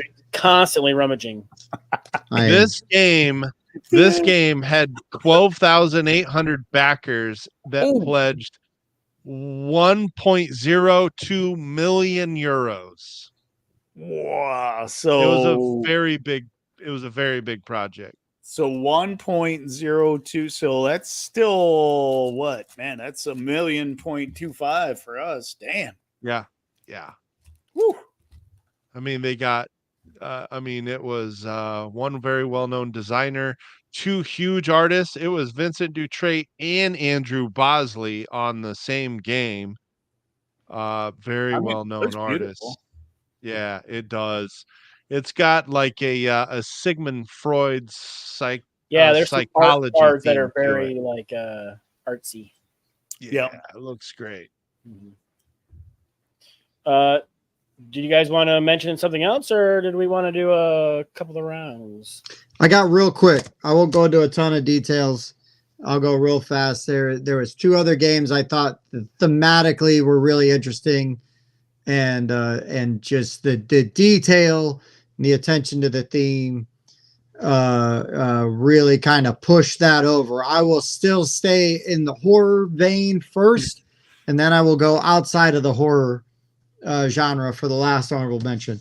So Iconic Studios, the same people who did the Saw board game, did a They Live, the card game, Save or Enslave the City.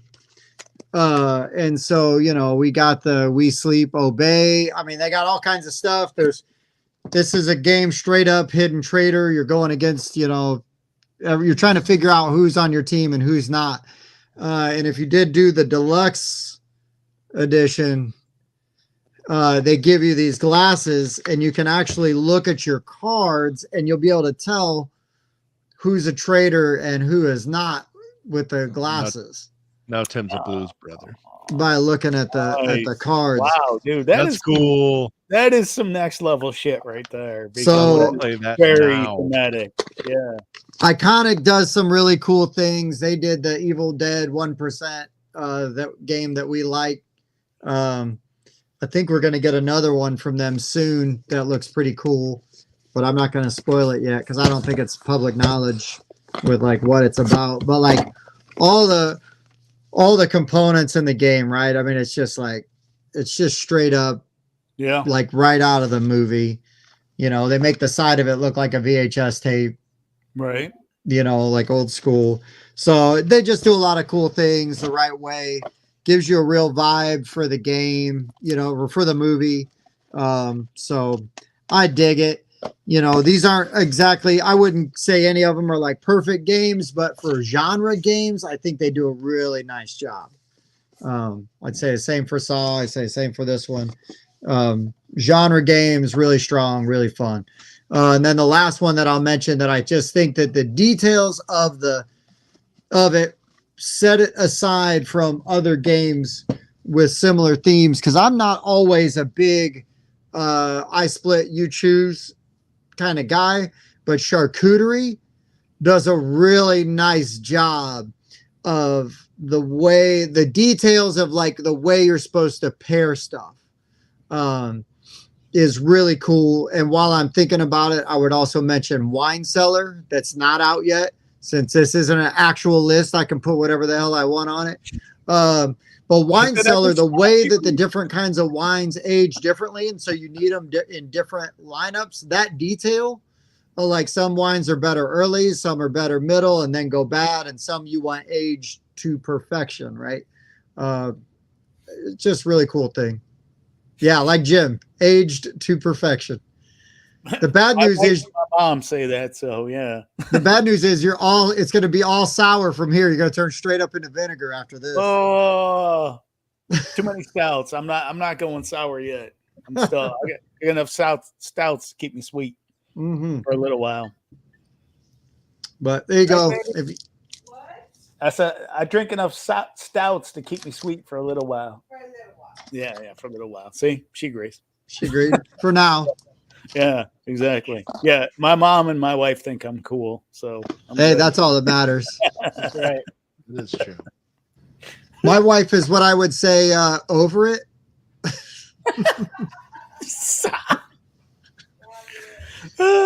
She loves me, but she's over it. She's over it, huh? Oh, good. All right. I can hear her now when I go upstairs after filming. She's like, "You got to quit talking about me on your show." Right. Everybody's going to think I hate you. I'm like, "Oh, you don't?" Hate's a strong word. Yeah, hate. Over it. Honorable mentions from me. I will say the gameplay is not very good. It was fun. I brought it up in last time I was on, which was Slasher. If Judge is still around, he'll remember this game. And just because it was based on an 80s slasher movie and it came in a VHS freaking case. Mm-hmm. Brilliant. That is just like the only thing better would be is if it came in a freaking AOL CD case. I mean, so It was good. Just for that, like that detail. Like if that game was out now and I was walking through a game store, I'd be like, "What the? I'm buying this." You know what I mean? Right. There'd be no way. Now, some new kids, and by new kids I mean somebody under 40 would be like, "What is this?" In my day. Yeah. And then the old guy would be like, "Oh my God. That's not even it." Oh, dang it. You got me with this one before. Yeah. You did. Yeah, you probably have to put like slasher, VHS. No. Wow. Yeah. We did That's this. such a deep cut. This one. Never going full Tim. I will tell you guys next time. I already got the next two themes lined up. One is hipster games. There it is. And then the next one is sports games, and I'll have no idea about the sports games, but I haven't played many of those at all, honestly. Oh, wow. I figured I just don't know how to pander to Bob. Oh, it's storage cases. So hipster games, storage cases, and sports games. You want to pander to Bob, you could just do D&D. You could do, what is it, Call of the Wind? Yeah, actually, they were talking about this Call to Adventure. Right? Yeah, that's the one. The Call to Adventure has some Name of the Wind expansions to it, and it's really good. So I was really kind of hoping that Luthier would pick up some of that, because there's the main character in that book series plays Lute, and he's always, in the beginning, he was always looking for a luthier that he trusted to fix his favorite lute. And that would have been a cool little Easter egg to put in the game. There you go. You got to highlight Jasmine's comic there. Yeah. Oh, yeah. It's because she hangs out with some old dudes. Right? Knows how to work a VHS. Mm-hmm. The problem is rewinding that bastard before you send it back. Be kind. Rewind. It's like that old Bob and Tom joke where he's mad that he rented that porno movie Head Cleaner and it was just static. Mr. Obvious, long-time listener, first-time caller. Oh, nice. Well done. Oh, that was amazing.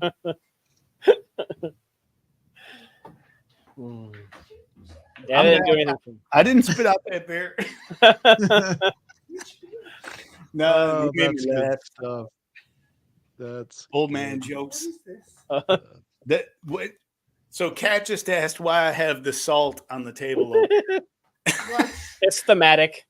It's wait. It's the I gotta get it just. It's the barrier between Tim and Mike. There we go. Yeah. It's that salt. Got a ring of salt around. Yeah, there you go. That's a horrible idea, Jim. And me and Bob are just standing outside the ring of salt laughing. Enjoying the show. Grab some popcorn, folks. I will tell you, Andrew and Jasmine there, I have a buddy. He didn't make it on the stream tonight, but this dude may or may not have had a VHS that belonged to me. And he may or may not have also rented a movie from Blockbuster and then returned the wrong movie inside the case to Blockbuster. It wasn't Backdoor Plus 9, was it? And so he gets a call. Actually, his wife gets the call saying that he returned the wrong movie. She shows up. Oopsie. And picks up a VHS tape that is not what should be in there, may or may not have belonged to me. The damnedest thing about those movie titles, it's so easy to get Edward Penis Hands and Edward Scissorhands mixed up. I mean, it's just, Oh, yeah. So it's funny. Yep. So no, it's not Edward Penis Fingers, Bob. I mean, they were hands. Oh, that's just called fisting, Tim. No. That's a real movie, Bob. Look it up. I know. Wow, that's a premium subscriber content there. Yeah. Oh, Mike, honorable mentions or other stuff or devil other details. Any other details that you want us to know about? Yeah, I think we've given away too many details tonight. Seriously. I love that story though, Jim. That's good. Yeah, that's great. If are you gonna make it to Origins? Probably. Oh okay. All right. I think my buddy will make it to Origins. He's got a little better version of that story. So even better. Adios, Donnie. I'm usually going to plan on Gen Con and Origins every year. Origins is just close, and it's a great place to see people and play games.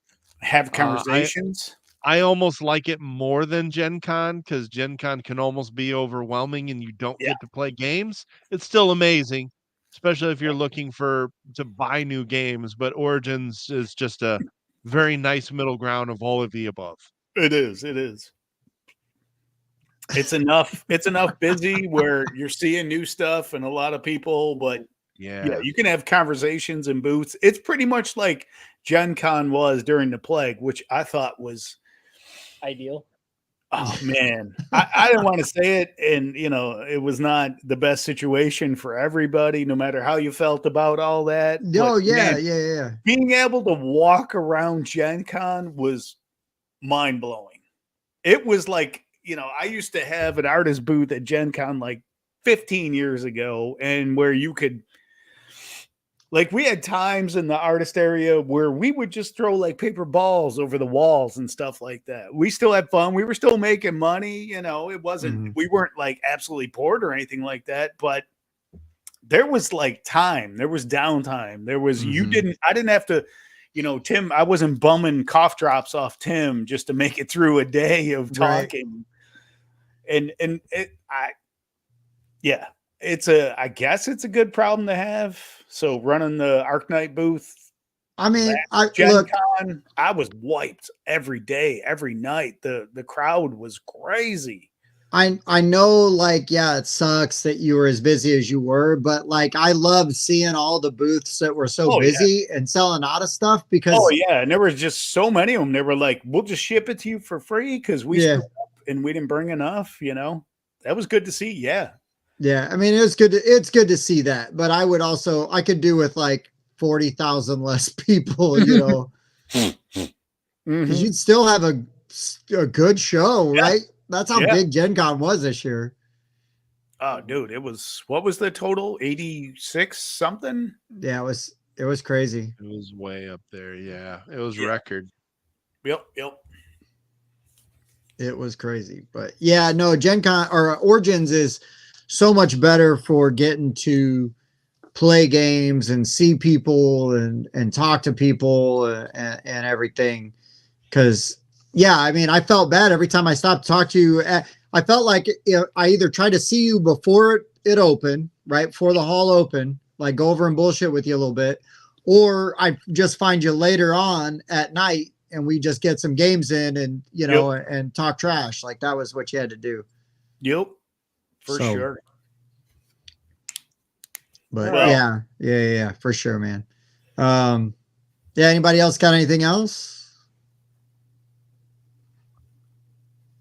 That's all my details. It's all my details. Bob and I are going to Nerdapalooza this weekend. So this is like no badge purchase required, invite only meetup by our friend Kim Breeze. Huh? Sounds elitist. Not really. Yeah. You don't buy a badge and it's just like it's a whole bunch of friends and not just an actual convention. Gotcha. But put on by Kim Breeze from Tabletop Rebellion. Our friends from the Board Game Mechanics are going to be there. This will be our first time going out there. So this is just outside of Dayton, Ohio. The joke writes itself when I said that I was looking for a pet-friendly Airbnb in Springfield, Ohio. Hey-o. If you know, you know. So many open. I mean, they're like, you can just leave your pet. Yeah. Yeah. I mean, they said they were interested in eating my dog and not because her name was Sushi. All right, moving on. No, I heard that if you bring a pet, you get dinner free. Yeah, that's like bringing canned goods, to like a food drive or, someplace you could. Andrew's right. It is total elitism because it's in an opera house. Oh, wow. That is elite. And Andrew's local to there, so he's going to be there. So should be a good time. Looking forward to it. Just hanging out and playing games all day. Cool. If it wasn't so far, I think I'm going to have one of my kids. Otherwise, I'd try to drive there and back in the same day. If it was just me, I would do it. But I probably have one of my kids, and I don't know that they would be up for the ride. 4.5 hours. That'll be 8 hours of car ride in a day. I've driven to Louisville and back in a day. Well, I'm not saying for you. I meant for the kid. Oh, yeah. For the kids, yeah. For the kids. For the kids.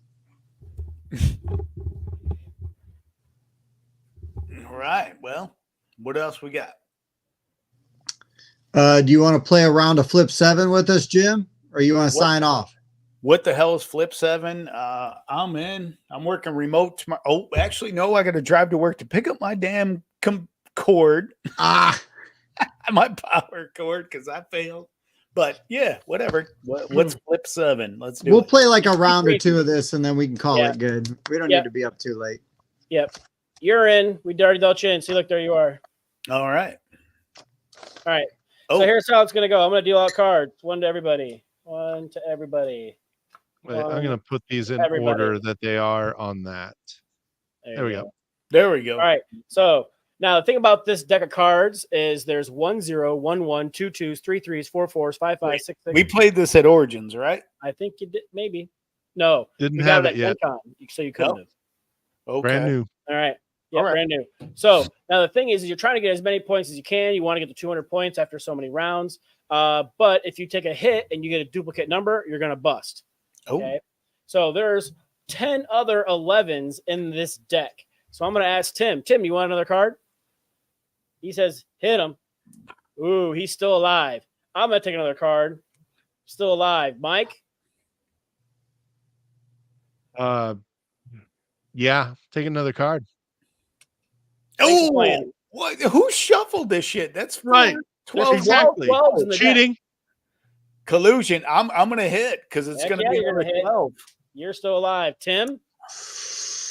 I'm gonna stop with 23 points. I'm gonna go with the GOAT. That's Michael Jordan maneuver. I'm gonna take another card. I'm still in it. I would have busted you, dog. You want a card, Jim? Yeah, I have to. Oh man, the low numbers, Bob. You're screwing me here, bro.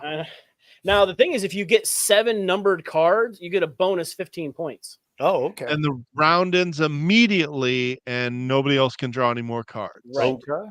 I'm gonna take one more card. Bust. And last time, bust. All right. And last time we played to 200, but you can kind of play to any score you want. Another card, Jim. I'm still behind Tim, right? Yeah, you're at 20 points. We'll go multiple rounds. So he's banking 23 points. Yep. You can stop there and bank those points, or you can take another card. Let it ride, man. Let it ride. Well, he busts.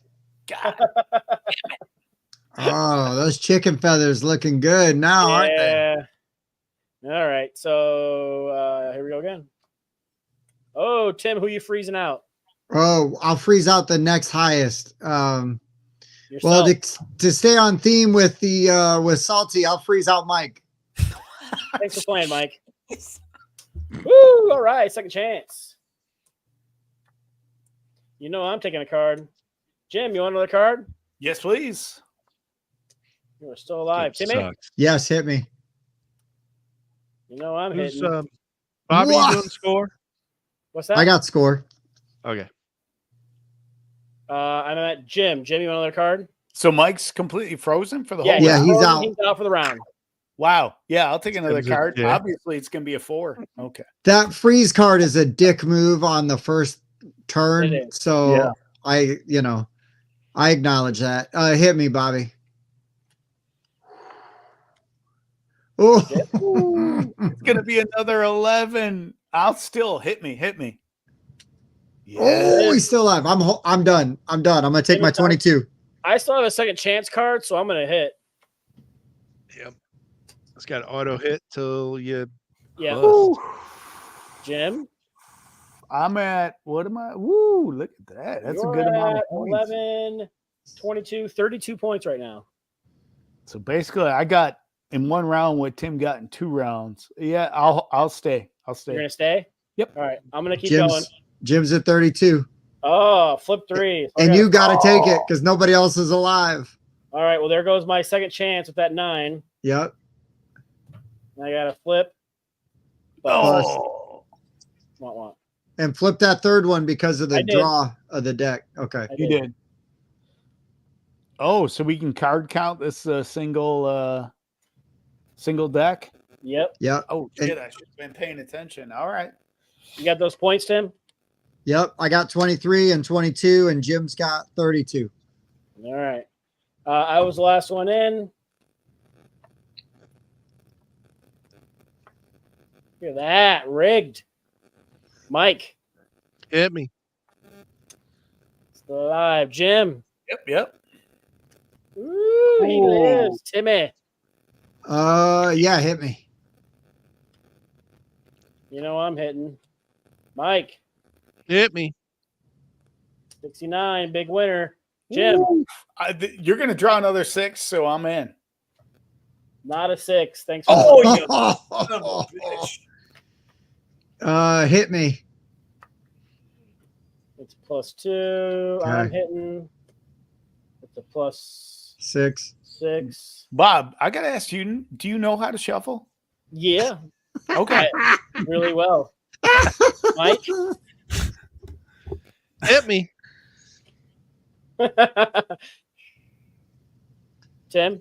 Yeah, one more at least. Yeah, exactly. See, Andrew knows the score. I'm just saying. He's played games with you before. He knows. Hit me. Tim. I'm gonna hold. I think I got 25. I'm gonna hold You at do. 25. 25. Tim holds at 25. Yeah, you know what? Bob's arm movements aren't matching what's happening in the other screen. Bob, are you done? No, I'm hit. I got Oh, a second chance okay, still. okay. Yeah. Then hit me. Oh, Mike. Oh, no. Hey, Bob, why don't you flip 3?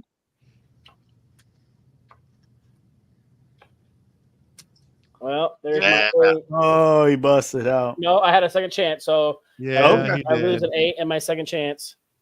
I'm sitting I'm on going to stay where I'm 35. at, which is going to be 20, 33, 39, 47. Damn. You gotta watch Bob's math though. You do. I think you need to highlight Brandon's comment. He knows what the score there. Yeah, he knows how to shuffle. He You just got chooses not to. 35. Yeah. Hit me. I'll Oh. stay. You don't want to go for 7 cards? Oh, you suck. Hit me. Come on, Mike. You can do it. Thanks for playing. No. Oh, it's a 6. Oh, I'm screwed. I'm out. Yep, you're out. All right. Current standings. I have 70. Bob has 47. Mike has been playing, and Jim has 32. All right. It's a game. All I right. could have had 35 right there. Hey.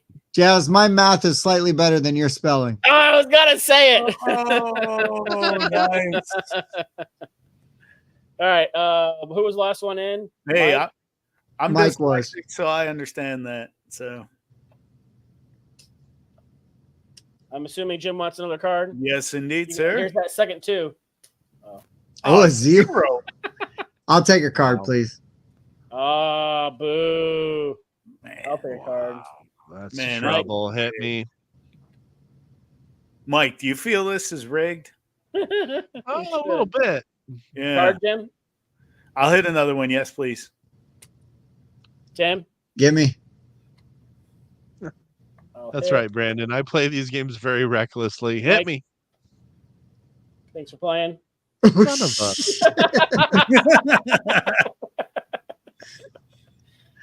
Jim.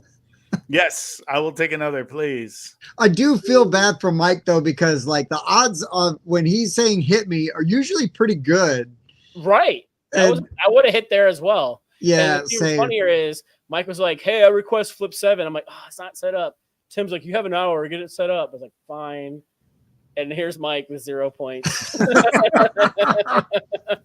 You guys are rubbing salt in the wound. Oh, okay. Go ahead and hit me again. I might as well ruin this double. Yeah. Yeah, I can squeak out one more. Why not? Ah, bust. Son of a bitch. Come on, dude. All right. Tim? Hit me, Hoop. Son of a bitch. What? I'll take This one. game's rigged. Dude, Frank, I definitely have the salt ready because All right, I'm stopping because I've got 22 times 2, 42 points. Wait, what? What? Oh, yeah, 22. Doubled is how many, Tim? 44. No, it was 42. Tim said 42. The Life, the universe, and everything. Yeah. I'm gonna take another card. Bitch. We can't let Tim win. I know. Letting Tim win is like letting hold on. Andrew win. It's Andrew, just so you know, there is no amount of money worth it to Bob or Mike to let me win. I will just tell you Now, that. if Tim were to give me Mike's copy of the Dwellings of Eldervale, then maybe. Oh, Jim, who That's would a you bingo freeze square. out? Who would you freeze out? Yeah, we're gonna freeze out Tim. Please. Good call. Please and I thank you. can't believe you would do that. Why would you even do that? That's so Yeah. rude. Card, or do I'm you so want to get offended. on the board? Mike, you just want to hold so you get some Oh. points. Oh no, hit me. God damn it.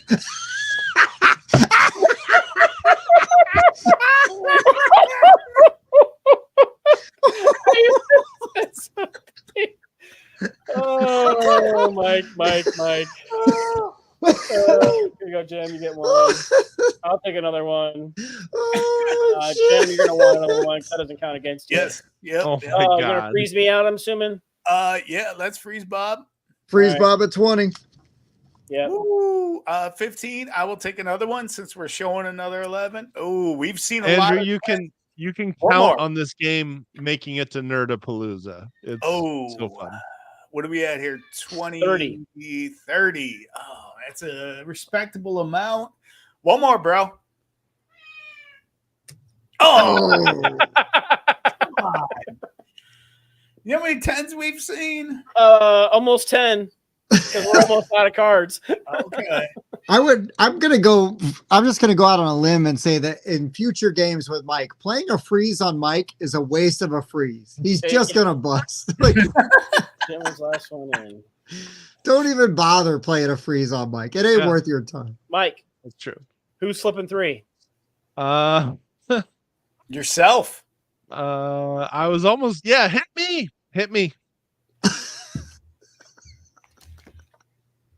Oh, dude, that is a good turn. Look at Dude, Tim? Oh, I got a please. 3. Mike? Pass. Has that deck been reshuffled yet? No. There's Hit me. 3 cards left in the Oh, deck. Mike. Hit me. Oh, Mike. Jim? Yes, yeah, I'll take the other 3. Oh, okay. The other 3 that's left in the deck. Tim? Yeah, might as well. All right, I got to shuffle.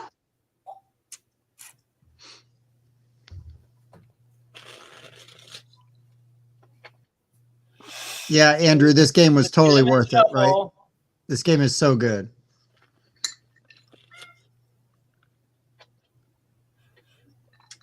Bob, now stack the deck. Hey, hold on. Dude, you can do it on camera. Come on, man. I know you can. All right, who's going? Tim got that last card? Yeah, it's your turn. Yeah, it's Bob. Son of a bitch. Oh, You can auto hit me till I get a repeat. And yeah, this is cheap, Andrew. You're right. It's Yeah. perfect. I'm Jim. in. I'm only at 10, so. Timmy? I'm passing at 29. You just reshuffled that thing. Tim's taking 29 points. Mike is an auto hit. Yep. Your second chance is gone. I'll Jim? take another. I got a 7 and a 3. Come on. Yeah, there we go. Mike? I'll stop on that 42. Woo! Woo! Mike is in the game. He is He's playing. Jim? Mike wasn't caught up to me. I'll take one more card. Let's do it. Yes, stop in there. 24. No. 34. 34 is respectable. Okay, so I'll give you a score update really quick in order. I have 143. Damn. Bob is next with 67. Wow. Jim is after that with 66. And Mike has 42, which basically makes him the winner. All right. GG. All right. Who was last one in Jim was there? last one. All right. So basically, we got to stop Tim here. Man, coming at me with that fucking 11. Okay, hit me. I got some room to play. Yeah. Damn it with this shuffling. Man, missed that 11 by 1. Whew. Do you, Mike? Hit me. I'm in. Do it. Do it. I should hold, but you know what? Hit me. I mean, you can win soon. So You can. Hit me. Thanks for playing. This game sucks. it's going to be another 12. So hit me. Timmy? Timmy. Yeah, why not? Screw it. Thanks for playing. Finally.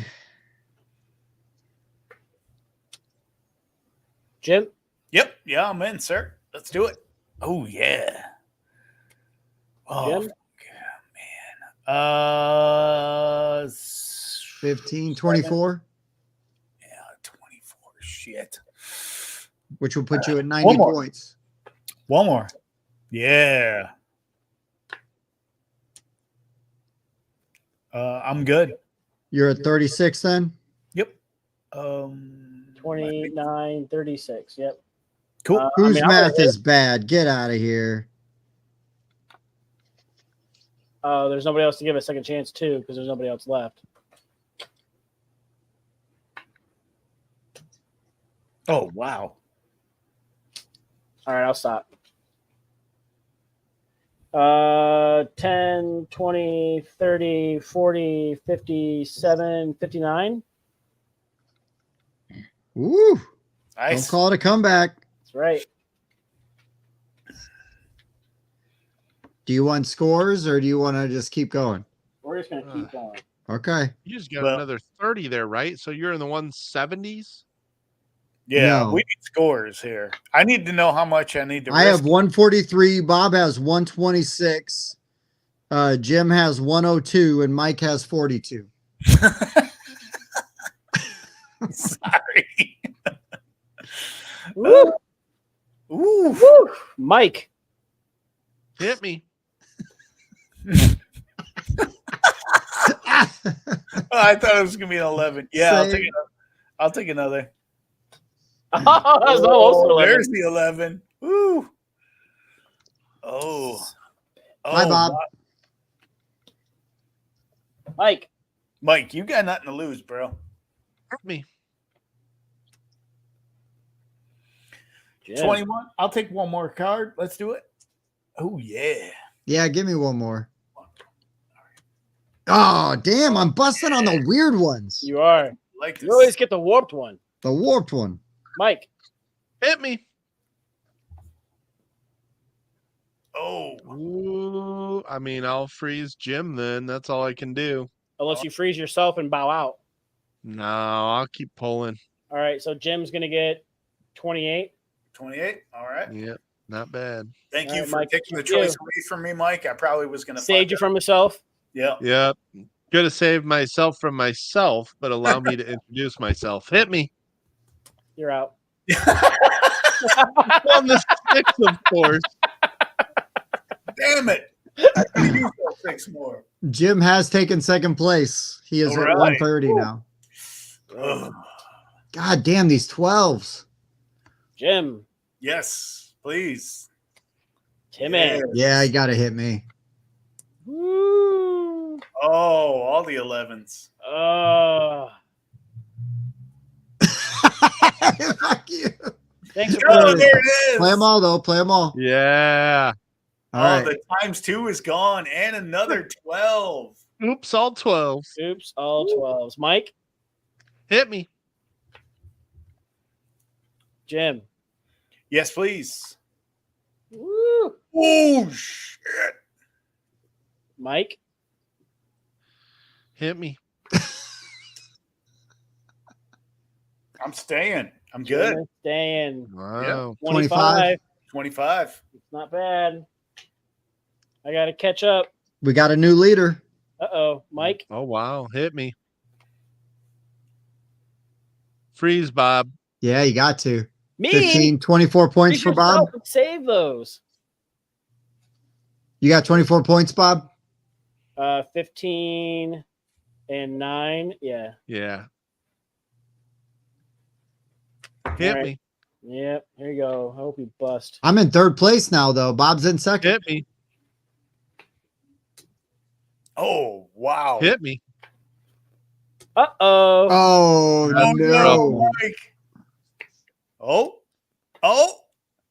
Mike. Uh, 7 12, cards, too. 14, 18, 24, 27, 46. 27 and 8 is 35. 35, 46. 46. 46 plus 15. So Plus 61. 61. 61. Mike, man, us losers are coming up. We're Hey, I'm in trying. third place now. Where's Mike? Second? Third. Mike's in Last. fourth. Oh, yeah. Mike's still in fourth? Okay. Oh, It's one. Oh. Jim I'm making Jim it a has game, 155. Bob has 150. I have 143, and Mike is at 103. All right, I'll freeze Bob then. Bob second. I can't deal. I'm frozen. Okay. Oh well. He ain't better. That means Yep. Jim would win because nobody else could play. I knew that get you to deal. Yeah, hit me, please. Oh shit. Mike, though. Hit me. Yep, I'm in. Do it. Yeah. Hit me. Yeah, hit me. Jim. Yep, I'm in. Yeah. Hit me. Oh, Hit me.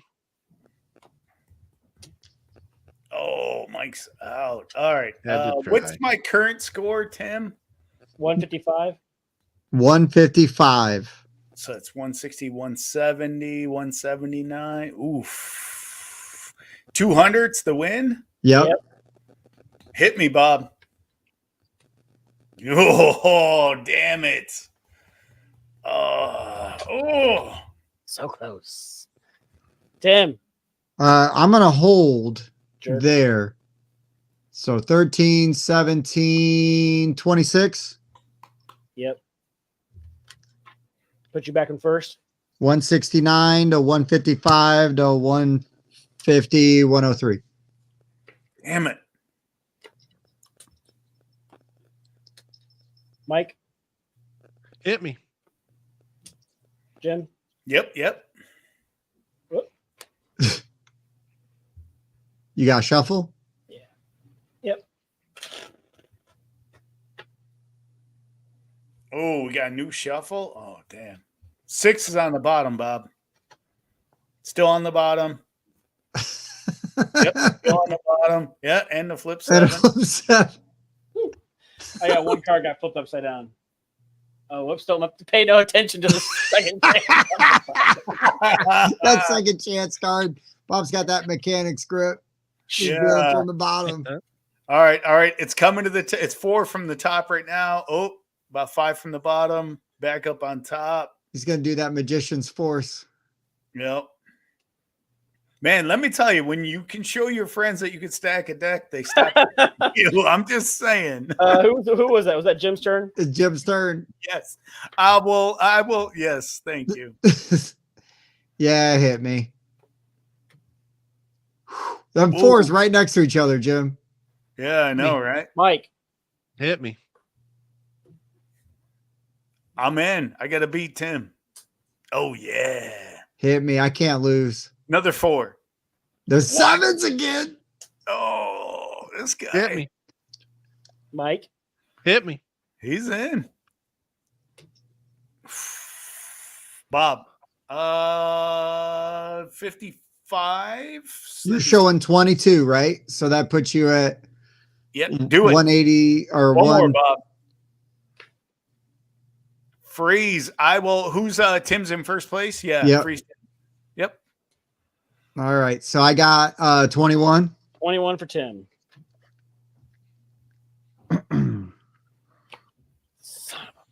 I'm at 190. Ooh. And Bob just busted. Yep. Mike. Hit me. He's coming on up.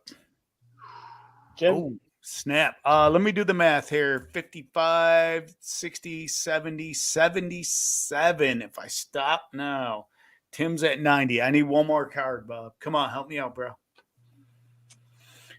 Woo! 87. 3 points behind Tim. All right. Woo. Mike. Hit me. Uh-oh. Oh, put it on Jim. Put it on Jim. Oh, Mike, you either get the win or you destroy me. Woo. Yeah, you're either going to give him the game or you're going to make him lose. Oh, shit. Come on.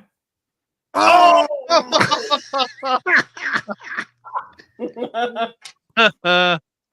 Mike. All right. I just need 2 more cards, man. Let's go. Oh, you might want to stop now. Hold on. So you're at 20, 31, 31, 38 times 2. 76. Ooh. That puts you in second place. He wants another card so bad. Because that puts you at 179. Take it, Mike. We'll stop Hit Tim me. next round. Oh, Oh, my God, he's dude. doing it. Oh, on a 5. You got greedy. He could have had it. You got greedy. He could have had it. He could have been in the game to win the next round. Yep. All right. Crushing Tim. Oh, yeah. Oh, Oh, wow. oh Wow. Lord. Yes, I'll take another 12. Thanks, Bob. Oh, flip 3. I'll take them. You want him? Yeah. Painful. It's painful. Oh, good choice, Jim. Tim. Dude, 20, Hit 34. me. That puts me at, what, just shy of winning? Mike. Hit me. Jim. So I'm guessing if we go over, it's still highest wins. Yes. Yeah. So right now, Tim is actually at 203 or something. Or Yeah, something like that. 203. Or no, 213. Okay. And what am I at right now? I got 2034. Plus 155. So you'd be you said 34? Yep. So 189. You're 11 shy. All right. Yeah. Hit me, Bob. Bust. I'm going to hold and make you guys beat me. All right. So you're at, what's the score to beat? 203? Yeah, because I got 21 there. Or what? Yes. 21. Yep. Okay. So the score to beat is 211. 211. Jeez. Yeah, not 3. Sorry. Yep. Ooh. Mike. Hit me. What am I at? You are at 150. So I need 60 some points. You need 62 points. Not happening. That won't do it. Oh, it's all up to Mike. Times 2 is buried. Hang on, let me find that times 2. Right? Yeah, the one I had last time. Oh. Hit me. Bust. Oh, boss, no. Sad. 211. Jim, second place with 155. Bob, 150. And Mike with a respectable 103, considering that he only scored in 2 rounds. It hurts my heart when Tim wins. I'm just saying. Oh, it feels so good. It feels so good. Shut your filthy mouth. Let's see. We got Mike. Where's Tim? Oh, there he is. And then we'll find Jim. Oh, so Jim, that's Flip 7, dude. This game's incredible. It's super fun. It is. I like it. I like it. It's very simple, small. You can play with as many people as you want. 2 seconds. You know? What were the scores again? Sorry, Tim. 213. Yep, that's the one that matters. Give me a sec. Jim had 155. You had 150. And then Mike had 103. What's crazy though is Mike could have had 170 something and been in the running and been in it. He would have been in second place. Yep. And could have won because he may not have had to push as hard. Right. At the end. Cool. It's like taking a quarterback with like the 4th round pick and then benching him because he's not doing because he was good in the combine, but he wasn't any good in college, but they still took him. It's real weird. Yep. But I mean, you gotta take your risk. You know, if you're gonna make a ballsy move like that, you stick with it. Fair enough. Don't get too penisy, kid. And then use Joe Flacco for the rest of the year to help you. Yeah, you're not gonna win with 1s and 2s. Nope. For sure. Nope. But you can bust with a 5.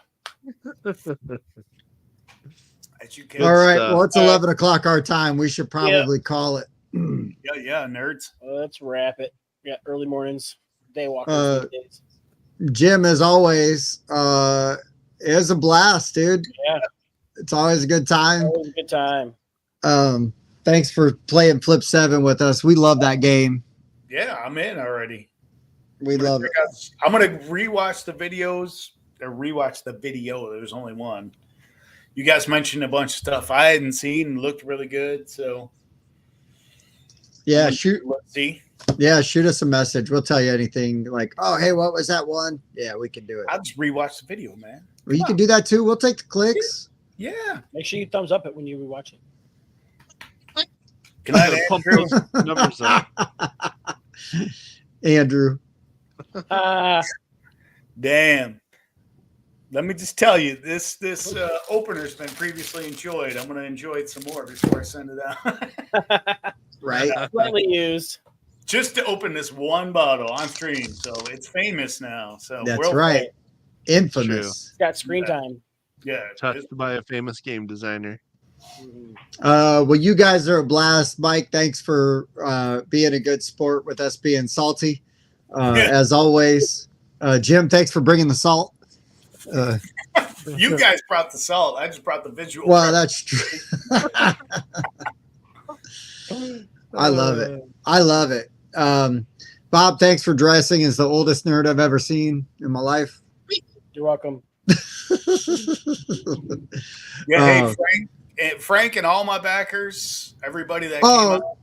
Thank you. Man, to all of those guys, all of Jim Cole's crew, right? All the zombie survival infection crew that showed up. You guys are cool. Thank you very much for commenting and participating. We really appreciate it. If you think about it on a Wednesday, pop in and join us again. We'll shout out at you. Yeah. You know, I'm always out here making snarky comments. So hell yeah. I usually pop in to say something shitty. Hell yeah. Why not? I will tell you every now and then the guest star doesn't quite get it. Oh, it's kind of fun to watch people that aren't 100% sure. Like, what? They're just like, I don't know if this dude's trolling me or not. And I'm just, like, oh man, I'm throwing it out there. Yeah. Like, it's cool, man. It's cool. Yeah. Trust me. It's cool. And you can't put yourself out on a live forum and take the chat if you're not going to roll with it. Right. Right. So, but anyways, you guys are the best. This has been awesome. Jim, you couldn't have picked a better night to come on and hang with us. No, cool, man. And we'll have to have you on again soon. Yeah, buddy. Hey, the expansion's launching. Hopefully, I promised the wife not until next year, but next year's only about 3 months away. So that's right. And you don't have to have a game coming out to come and hang out with us either. Just put it out there. Hey, I mean, you're always welcome. Is basically what I'm saying. You don't need an excuse. Sure. Yeah. Hopefully we'll see you next month for Friendsgiving if we pull that off again. Oh yeah, that'd be fun. Oh yeah. I'll pop in for Friendsgiving. If you guys are doing it, I'm in for, I'll throw my snarky comments, my 2 bits, and then I'm out. Yeah. We'll make people play Flip 7 on Friendsgiving. Just like 2 rounds. If you bust, you're kicked out of the stream and you're out. Somebody else in. The only way to stay in. I'll just fill one of these cards out that say guest, and then we'll keep playing. And whenever the guest busts, you're done. Yeah, that's right. And then we got to beat the guest, whoever the guest is. We got to beat the guest. That's a good idea for a game, right there. Right. Well, cool. Thanks, Jazz. Thanks for watching. Good to see you. Congrats on winning. You won something. I forgot what you won, but you won something. She won the coloring book. Right on. Perfect. Yep. So I'm gonna send you a coloring book. Andrew's got the bottle opener, and Frank's got the expansion. Yeah, Jim, just check our Discord group chat. The winners are all in there with backer numbers. Cool. Thank you, brother. And then hit us up if you are not a backer and need a copy of Zombie Survival Infection. Hit us in the Discord. Hit us on the Whiskey Wednesday chat. Anybody that says, hey, I need one, we'll put you in the random selector, and then we will draw and give it away. What do you think? Cool. Does that work? Does that work for you guys? That'll reward people for coming to the Discord. Right. Yeah, for sure. And vibing with us. And I'll put a real spicy, I put a softball in the off-topic poll yesterday, but I'll put a spicy one in tomorrow. We'll get some angry, anger going. Nice. Yeah, because I did Beatles or Elvis, and that's an old question, right? You're either a Beatles man or you're my God, I got a good one. We'll do it offline when we cash out here. I got one for you. Right on. I'm listening. For you. I'm listening. All right, cool. Yes, darn. All right, Tim. I love it. All right, guys. For the board game rundown, I've been Tim. Bob. Mike. I've been Jim. Yeah, we'll see you guys next week. Thanks for watching. Thank you, everybody. That's you, Mike. We'll see you guys. Good job, Stonemeyer. A 7.3 repeating. 3 heating. 3 heating. 3